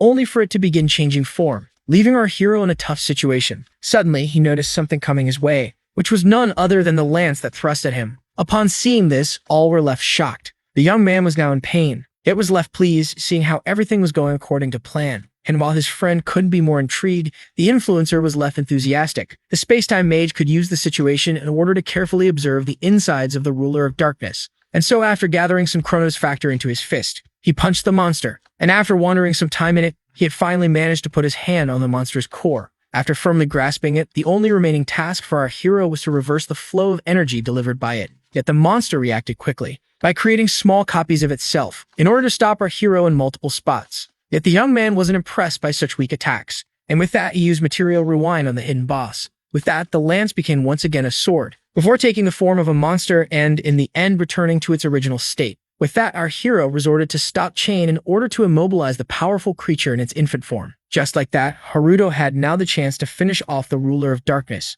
This intrigued the student council president, who assumed that there was no way around it, seeing how the monster had the ability to absorb physical damage. But the sage knew very well that a solution truly existed. And so, as he recalled how the plushie would have handled the situation, the hero was certain of his victory, seeing how he was the past self of his master. And so he asked his friend for his katana. Ibuki quickly agreed, before tossing it to our hero, who immediately grabbed it. The young man affirmed that he wouldn't try to damage the monster, and instead use the magical sword in order to suck in its power. With that, the monster began to disappear as our hero used all of his power. The ruler of darkness was now unable to maintain his physical form, before being overwhelmed by the enchanted sword, and finally exploding. With that, the hidden boss of the dungeon was gone, marking the victory of Haruto. All members of the party, especially Maru, were very much amazed by the incredible achievements of the young man, and while the two students assumed that they had finished their jobs, the protagonist affirmed that this wasn't the case. Seeing how the two strongest in Azabu were still not dead yet, to the student council president's shock. And so she urged the party to use magic in order to tend to the students' injuries,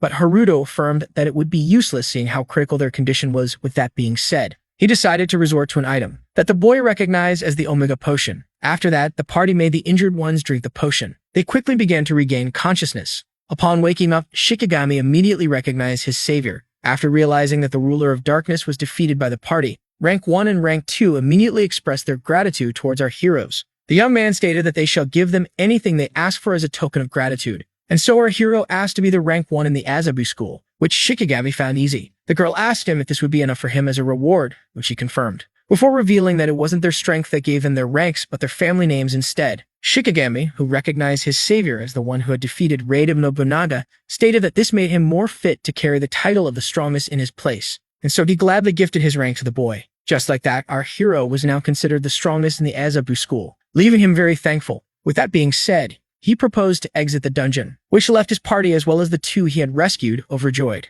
after finally heading towards the exit of the battlefield. Later on, while walking away from the dungeon, our hero was very pleased as he had now earned the right to challenge the board chairman and defeat him. But just then, he noticed something odd. As two figures seemed to be waiting for him and his party, the hero turned to his friend, asking about the identity of these two. The boy recognized them as the respective heads of the Minato branch of the Adventurers Guild, as well as the head of staff of Japan's self-defense force. Both of them approached our hero, asking if he was truly Haruo Kuju. Our protagonist, who was in a hurry, confirmed and demanded to know the reason behind their presence. The two men, who stated that they would be quick, presented themselves to our hero. The space-time mage was now left intrigued as he wondered what such two high-positioned individuals could seek from him. Kurogane pointed out how our hero was keeping his results as a secret from the guild, and that he was a C rank who, according to recent data, had abilities equal to A rank and S rank. Before asking for the reason behind not getting himself promoted, the hero affirmed that he didn't have to seek a promotion before calling out the both of them for coming at him so casually in the middle of the night. The tall one apologized for being so impolite before stating that they were also on a clock. Just then, the man turned to his fellow sage,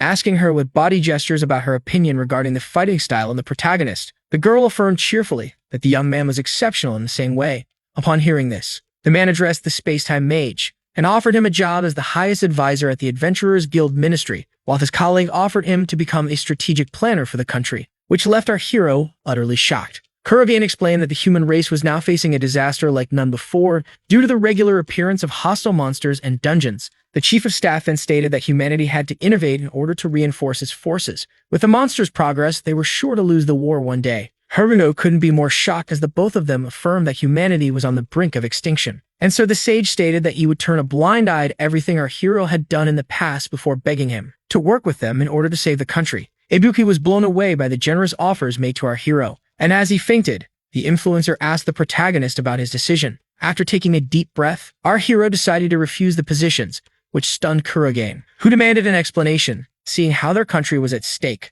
The student revealed that he didn't want to work for the Adventurers Guild or the government, before revealing that he also had someone he cared about, which is why he wished his country to prosper in peace. Yes, he was determined to be the one to choose the way peace will be delivered. The protagonist was certain that by regaining what was once his, all could be held at the same time. With that being said, he made his exit. As all the students rushed to follow him, the big names were left amazed. Ibuki expressed how intrigued he was to see his friend turn down such generous proposals, while Milulu couldn't help but admire him, and she decided to become our hero's partner in order to conceive a child from him. And days had passed since the incident in the S-rank dungeon. Our hero was now in front of the chairman inside his office. The man quickly greeted the student, who immediately demanded to resume their duel, seeing how he had become the first in Azabu. The man agreed, yet stated that before their duel, as he grabbed his weapon, the young man should follow him. This piqued Haruto's curiosity. Our hero and his soon-to-be opponent were now on the roof. As the chairman gazed down, the young man demanded his attention, before annoyingly asking if they had already reached their destination. The chairman then recalled how our hero's friend had told him about the skill cube within Azabu High School, which was the legendary dimensional slash that can only be mastered by an awakened one who was a master in the mysteries of the sword.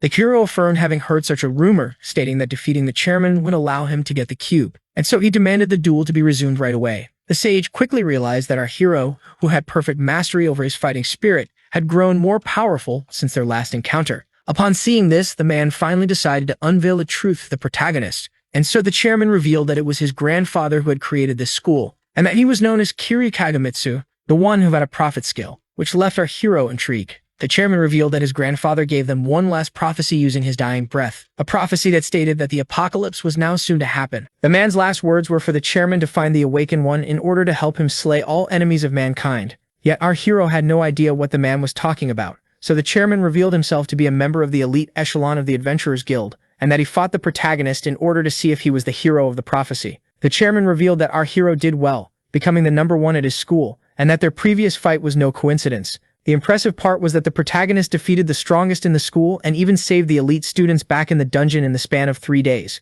For that reason, he was certain that Haruto was the awakened one. Thus, he asked him for permission to give him the skill cube left behind by his grandfather. After all, the chairman didn't have the necessary qualities to use it himself. Our hero gave it a little thought. It didn't take him long to immediately decline the offer. He explained that he was tired of them trying to give him advice and order him around. This made the chairman wonder about the lot the protagonist was being lumped in with. This led him to a shocking realization. He quickly realized that he wasn't the only Kurogan making the young prodigy an offer. The chairman was greatly annoyed to see that the other Kurogan members were trying to make their move, but unlucky for them, he had already made his.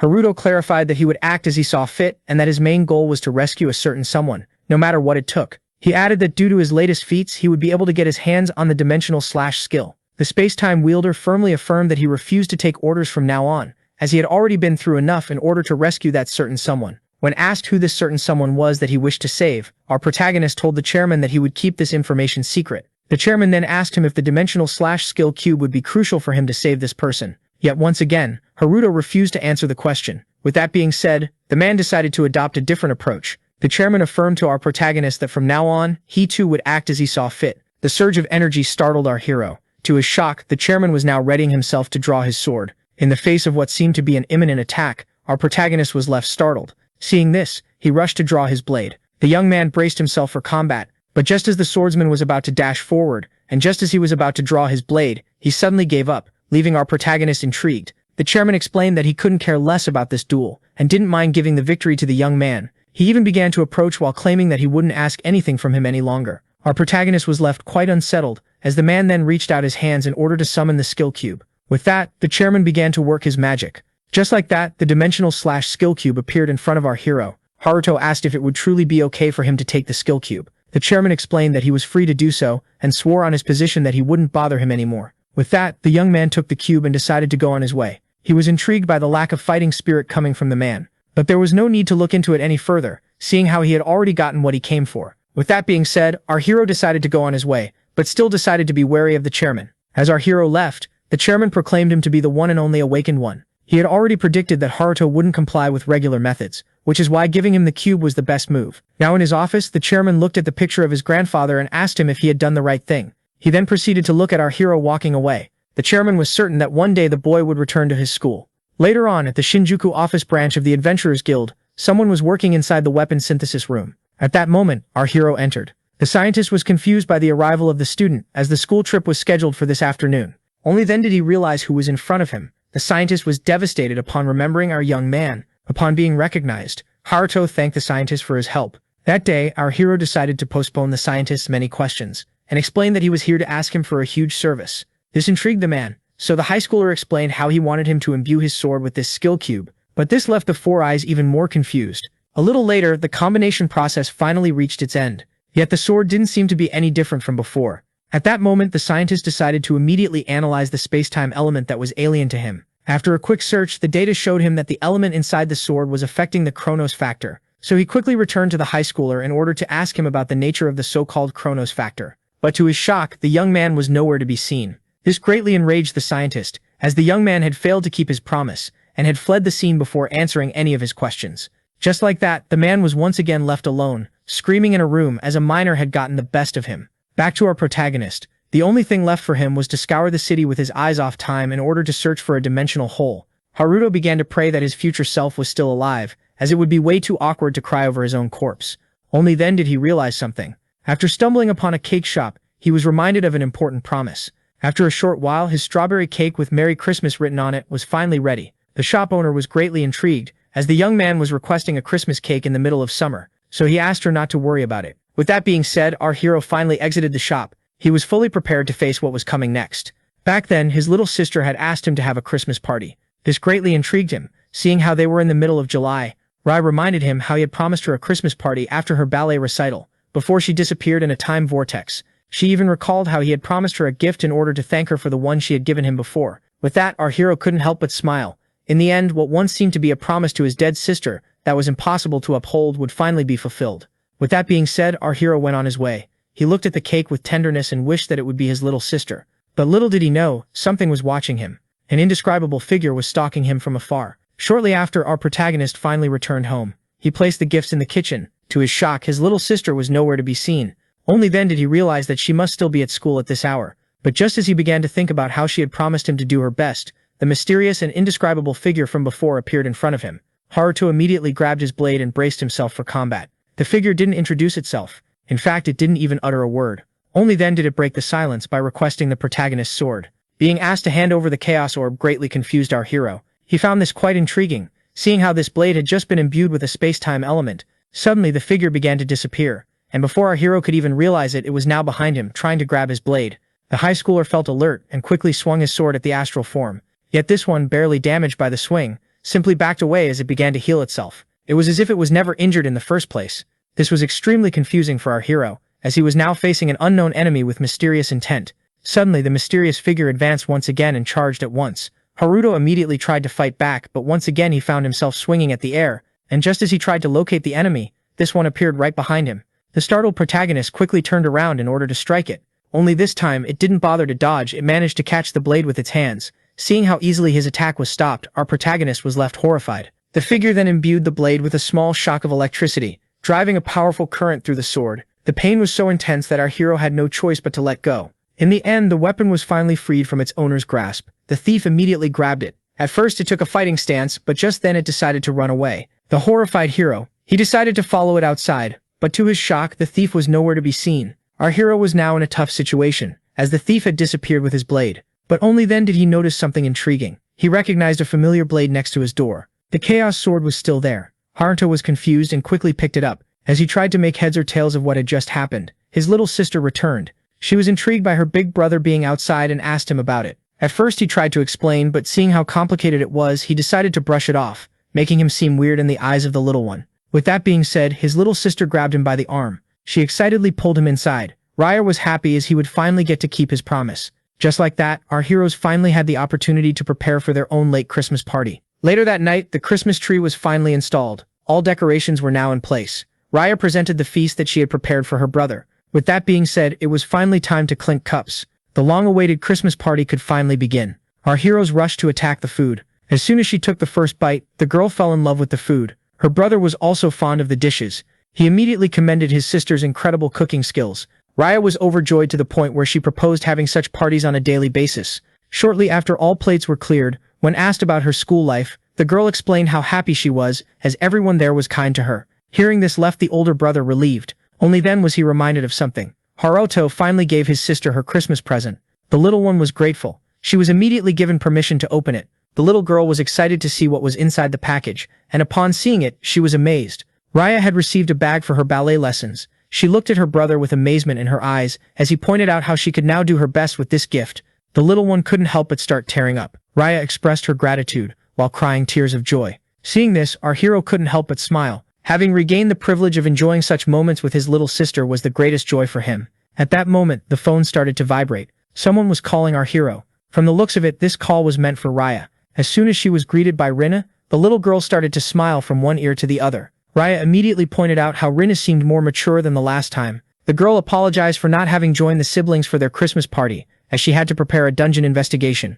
Raya reassured her that no harm was done, as she was satisfied with what she had. Raya then asked the girl about her high school, seeing how her brother didn't tell her much about his school life. To the horror of the protagonist, it was revealed to his little sister that he had become a hot topic at school. Starting with the very hateful president that he took down in a magic duel, Raya was left blown away as Rinny kept on singing the praises of her big brother. According to her, everyone was looking forward to him returning from his student exchange program. With that, the little one was left amazed by her older brother. She expressed how proud she was of him. Haruto urged her to cut the praises already. Shortly after, the little girl started to get sleepy. Brother and sister brushed their teeth, and with that being said, the little one finally went to bed, holding the gift from her older brother. Later that night, at Tokyo Tower, our hero stood alone at the top. The time had finally come. He would now try the impossible in order to rescue his master and his future self. With that being said, it began. Our protagonist resorted to his powers. He tried to focus his magic, and just like that, he managed to emit waves. His goal was to try and further the Chronos flow of the entire area, which was a delicate and highly difficult task that required a lot of concentration. Even so, our protagonist was certain in his ability to succeed. After all, he was the past self of a great space-time mage. Upon remembering this, he couldn't help but smile. He was now more determined than ever to read the flow of the entire area in order to find the dimensional rifts.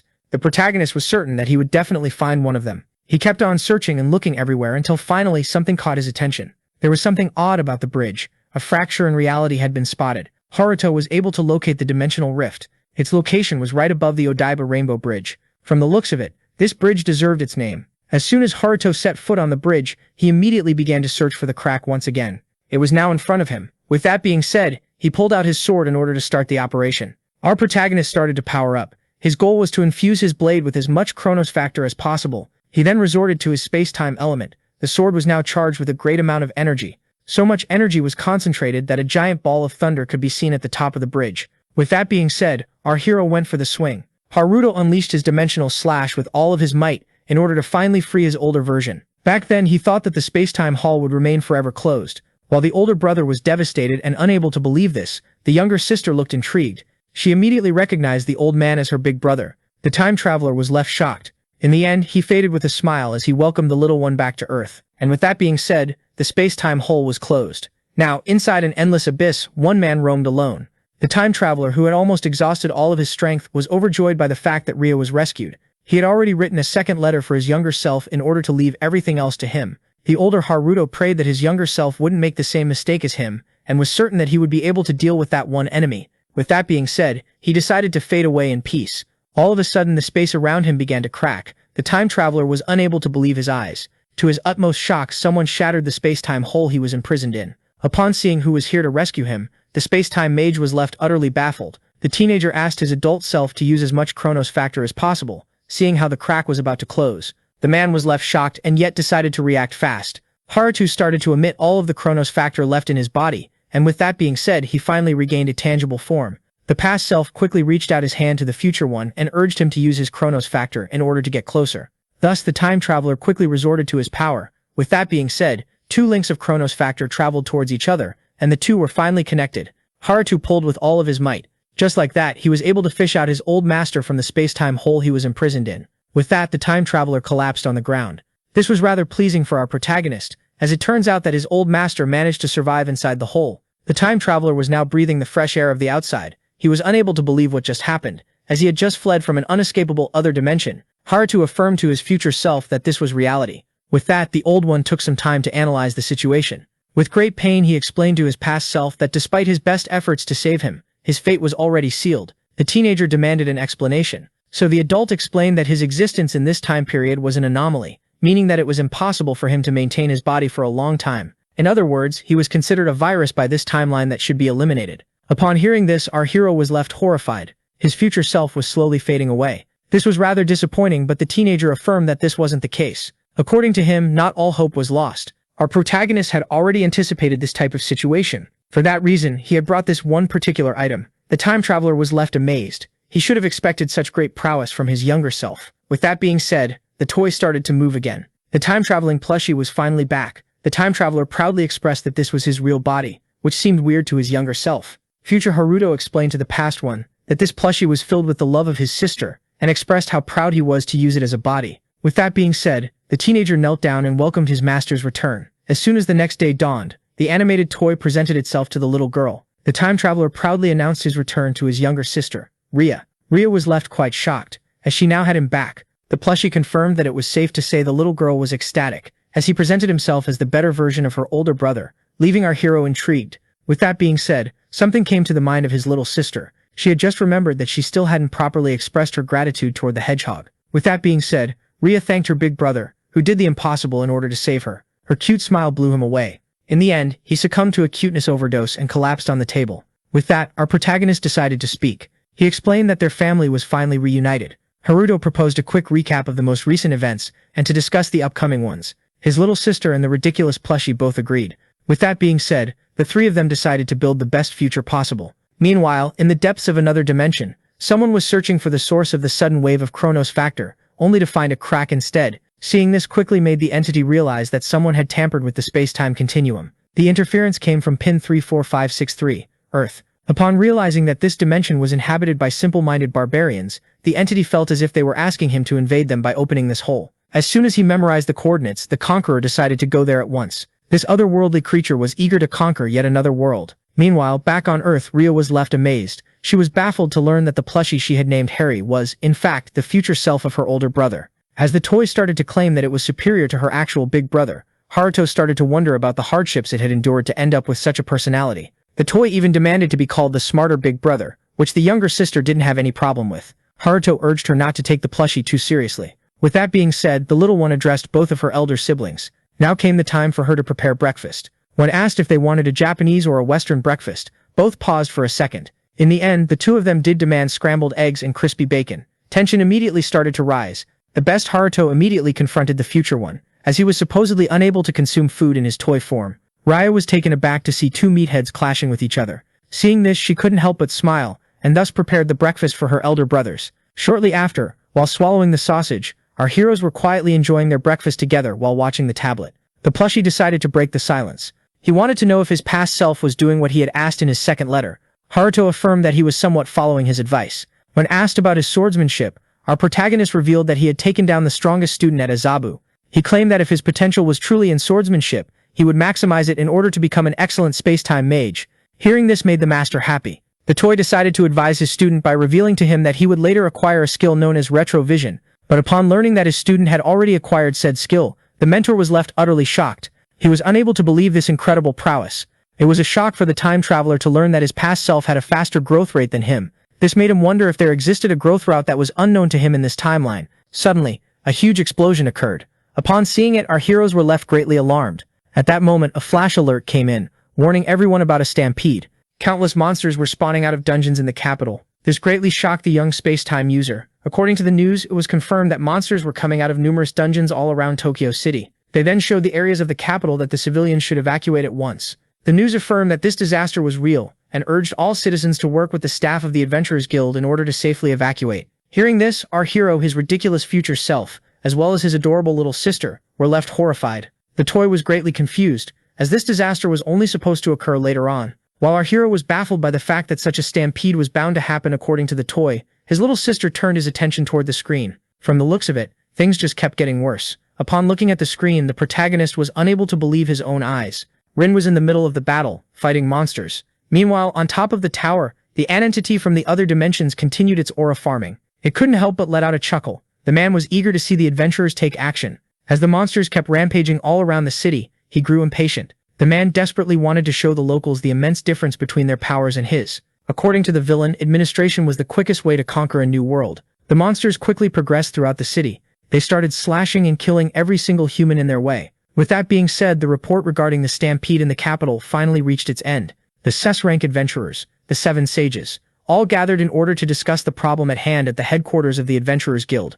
The number of casualties had already reached 1,000 and kept getting bigger. In order to contain the situation, the branch heads of the Adventurers Guild Ministry had aligned themselves with the self-defense forces. Even so, the humans were clearly at a disadvantage and would be sure to be defeated if nothing was done. According to the first sage, 7 monster-spawning dungeons had already been spotted, with their numbers slowly increasing. Platinum, the second sage, claimed that this shouldn't have happened so soon. The third sage agreed with the second, claiming that everything was going just as the one known as prophecy had foretold. The distribution of defenses was then shown on screen. Sage number 1 was to defend the eastern district, while the second sage would protect the west. As for the third, he would be in charge of the south, while the fourth would take care of the north. Tantal, who was sage number 5, was to remain at the headquarters, and with that being said, the sages were dispatched. But before sage number 6 could receive his instructions, he decided to speak up. According to the chairman, this tragedy wasn't the work of nature, claiming this stampede to be a well-organized attack. Seeing how his friend was blown away, the sixth sage demanded to be free to investigate instead of focusing on defenses. After a short silence, he was granted permission to do as he pleased. As for the last sage, she was to remain at the headquarters in order to gather data and intelligence from the other 6. With that being said, Chairman Muramasa decided to go on his way. The Red Hat felt anxious and started to pray for his friends to return safe and sound. Meanwhile, the beasts were running wild across the city, as small and giant monsters alike were butchering citizens. All adventurers, including Rini, were doing their best in order to contain the situation, but misfortune struck and the numbers weren't in their favor. At that moment, a giant ogre was about to strike her down. The girl had no way of defending herself. A loud bang then occurred, and yet the target of the attack was still safe and sound. The chains of time had been unleashed just in time in order to immobilize the giant creature. Shortly after, the monster was split in two. At first, the girl didn't understand what just happened, but as soon as she saw her savior, things became much clearer. Haruto arrived just in time to save his friend from what seemed to be a crushing death. Rini was shocked to see him here. It was rather intriguing for her to see that he always shows up when he is needed the most. Our hero got straight to the point and asked the girl about what was happening, so she revealed how the student council of their school was helping defend the city. And as soon as she started to complain about there being too many enemies, our hero urged her to retreat and evacuate with the rest, while he personally tended to the problem. He and his future counterpart were eager to end things quickly. Despite having left his sister with his servants, the protagonist was still worried about her. At that moment, the plushie decided to make an exception and teach his student an adequate spell for this situation. This implied he could have taught our protagonist this magic from the start, but didn't. So the plushie explained that only Haruto's struggles made things fun for him. With that being said, the teenager had no choice but to criticize his adult self for his irritating personality. Meanwhile, one of the monsters, a golem, was wreaking havoc all across the city. This was the perfect chance for the space-time mage to use his new spell, Hexagon Prison. In the blink of an eye, the golem, as well as 2 other monsters, found themselves trapped in some sort of space-time cubes. The beasts immediately tried to break themselves free, yet the barrier was just too strong. The forces of order were extremely confused. Only then did the culprit show his face. They immediately recognized him as their savior and expressed their deepest gratitude. The cops immediately asked the young man about his identity, as well as his odd magic. He urged them to pay him no mind. He then handed them a portion and ordered them to tell their superior to use it to drive the monsters away.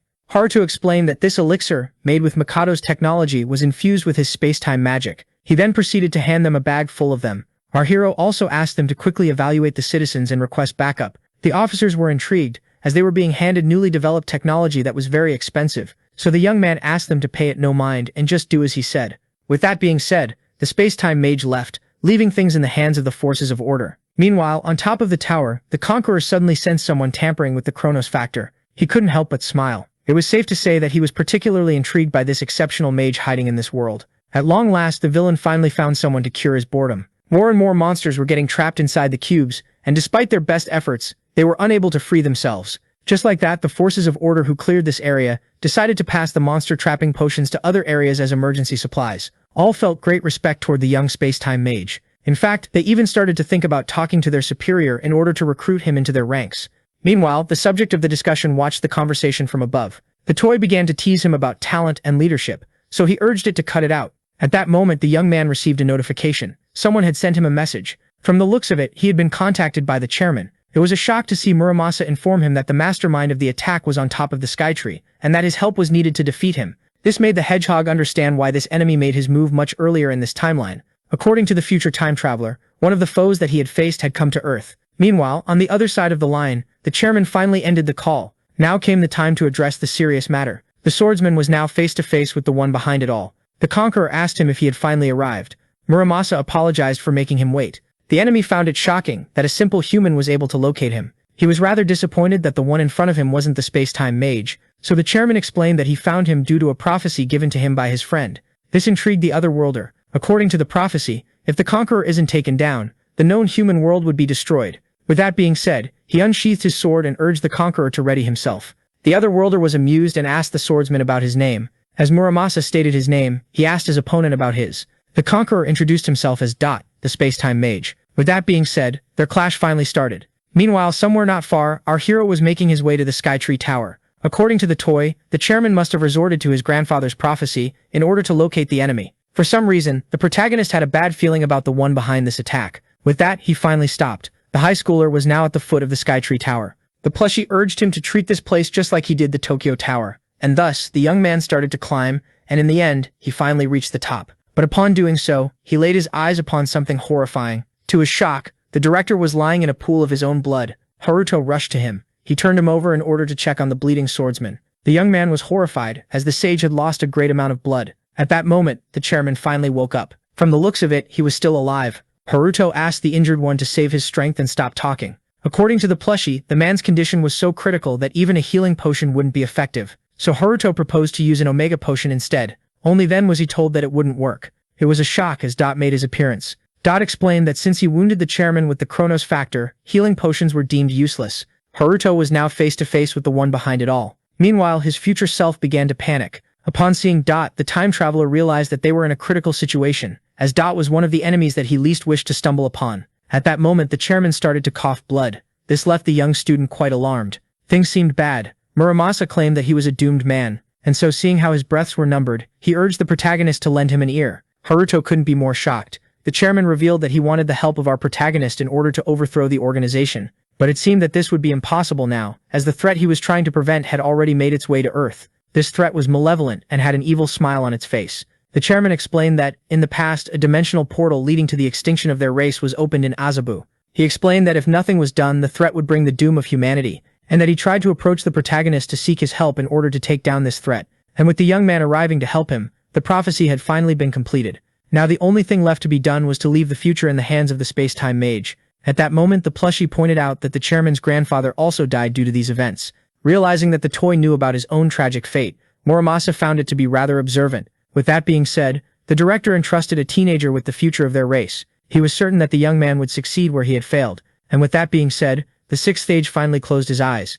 Our hero was left horrified. He tried his best to wake the kind man up, but the worst had already been done. And just like that, Haruto held the corpse of his friend while screaming at this atrocious fate. Dot couldn't help but chuckle and urged the human to cut the drama already. He was eager to face off against the one who could manipulate the Chronos factor. With that being said, the teenager gently placed the director on the ground and quietly stood up. Before he could even realize it, something odd began to happen. Both hero and villain were now in a different location. The protagonist and his future self couldn't believe it. They were no longer on top of the Skytree. Dot had transported them to the large Imperial Palace Plaza so that they could fight at full power. Seeing how teenage Haruto was confused by the odd powers of the enemy, future Haruto explained that they were up against Dot, who was also a space-time mage. And to our hero's shock, it was revealed that this enemy wasn't from this dimension. With that being said, the young man quickly drew out his blade, only to notice something alarming. The conqueror, who had closed the distance, began to criticize the young man and his plushie. He found it ridiculous that they were talking strategy in the middle of the fight. The universe is a combination of countless dimensions linked all together by the Chronos factor. Yet when the link is fractured, a wormhole that opens up two dimensions to each other would be formed.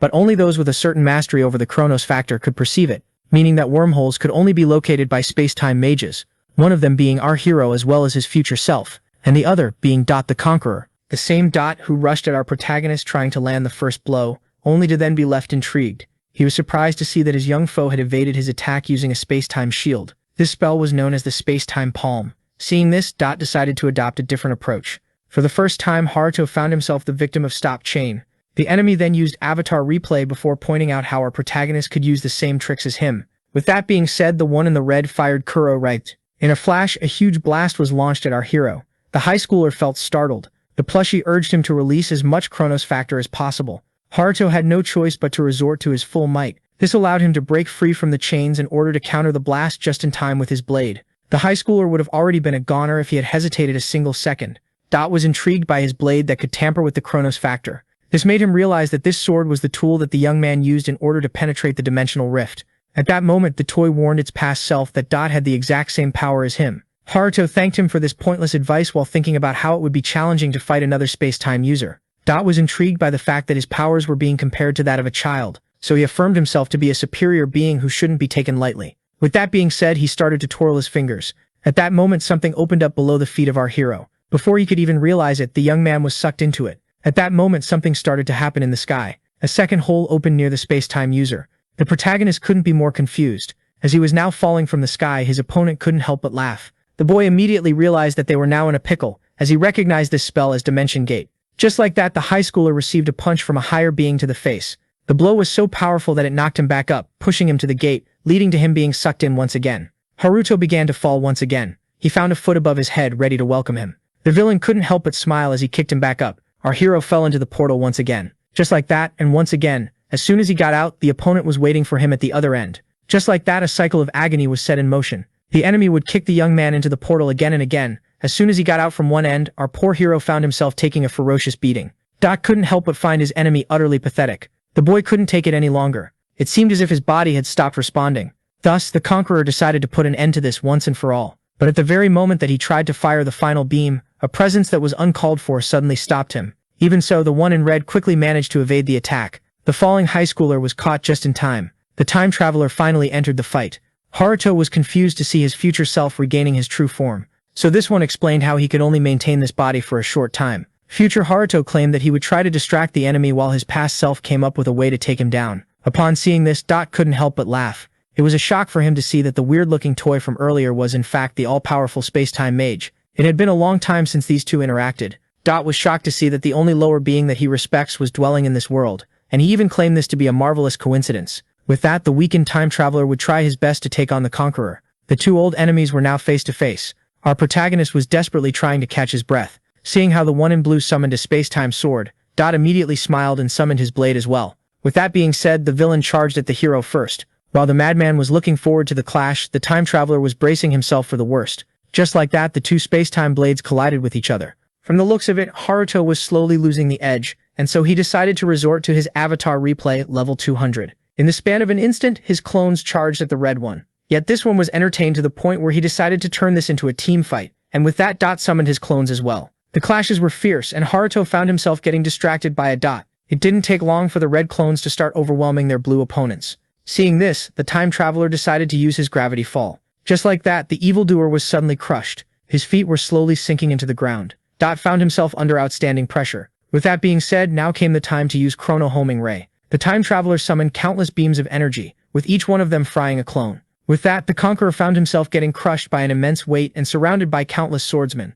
He found himself unable to escape the gravitational pull. Haruto then used his stop chain in order to restrain the opponent. The opportunity of slaying Dot once and for all that the time traveler missed in his own timeline had appeared in this one. Now came the time to execute the finishing move. With that being said, Nebula Impact was unleashed. The conqueror began to fear the worst, as such a powerful attack could surely cause great damage. But all of a sudden, something odd began to happen. The clones were disappearing one after the other. The time traveler found himself unable to maintain his human form at the most crucial moment. Even so, he was determined to take down Dot. The conqueror was about to lose this body, but to his misfortune, the opponent noticed the links weakening. With that being said, Dot freed himself from the stop chain, and yet his enemy had already reached him.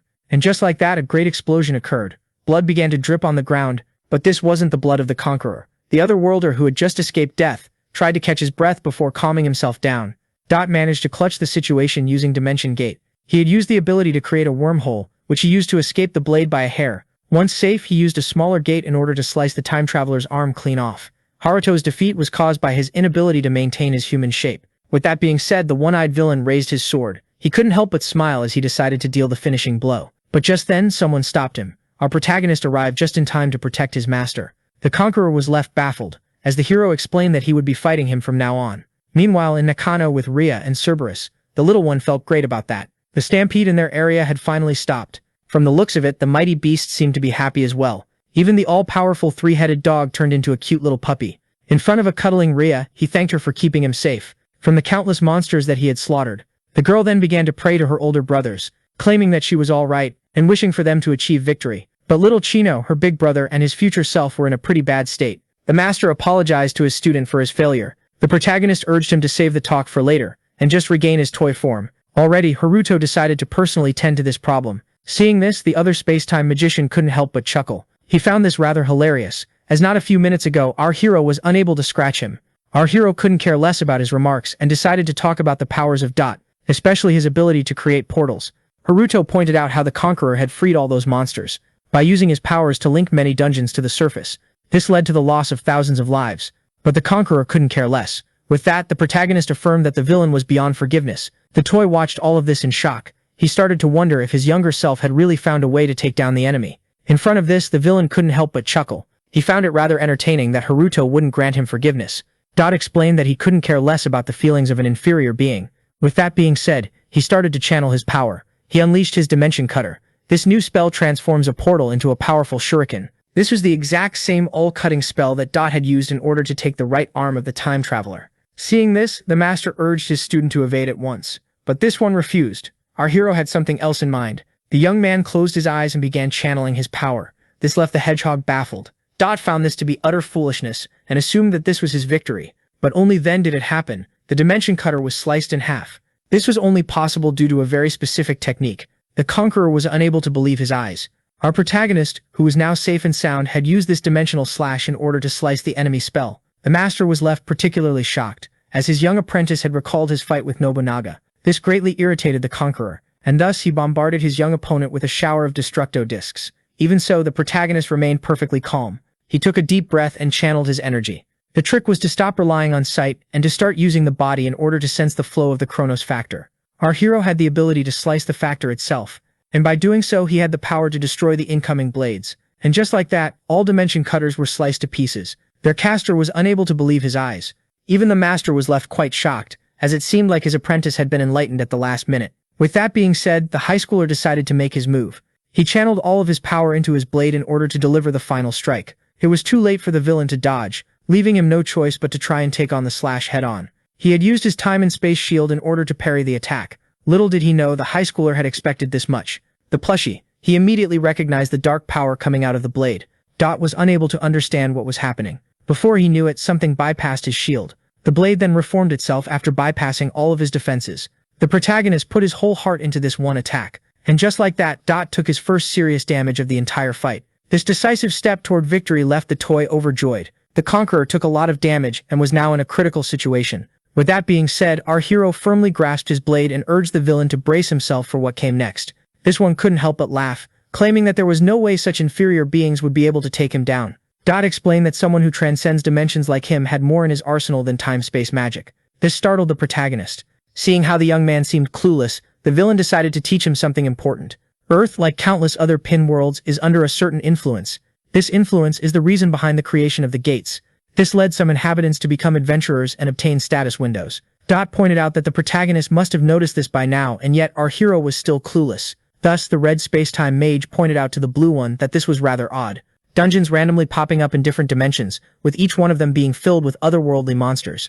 To top it all off, by pure luck, the human race discovers status windows and magic in order to fight back. This was rather shocking for our young man. He quickly deduced that Dot was saying that the world they were living in was fabricated. Yet even the one who transcends dimensions didn't have the answer to the question. He affirmed that the hero had missed the whole point. Dot explained that due to this almighty influence he had acquired super future magic, a one-of-a-kind skill.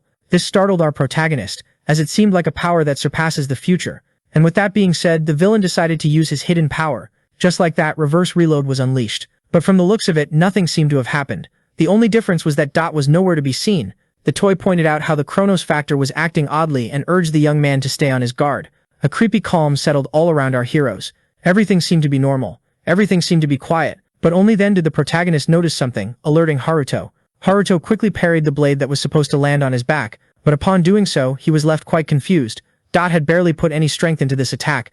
With that being said, our hero finally sliced him down. At first you assumed that the villain was finally defeated, but then something odd happened once again. Dot was nowhere to be seen. Haruto was left utterly shocked. His master repeated the exact same words from before. Everything seemed to be normal. Everything seemed to be quiet. This made our hero realize that he was now reliving the same moment. With that, he quickly deduced that the attack would come from behind, just like last time. Yet to his shock, the enemy was nowhere to be seen. Instead, a wormhole opened above his head. At that moment, the conqueror tried to take the high schooler from above, only to be blocked at the last second. Even so, the young man found himself struggling to parry the blade. Even so, he managed to fend his opponent off and slice him in the abs. Haruto then finally delivered the final blow. And just as it seemed like he achieved victory once again, the odd thing happened once again. Our protagonist found himself back where he started. Seeing how he was reliving the same instant for a third time, Haruto realized that he was trapped in a time loop. As the master repeated his words once again, the creepy calm returned. Everything seemed peaceful. Nothing seemed harmful. Leaving Haruto quite shocked, seeing how distracted he seemed,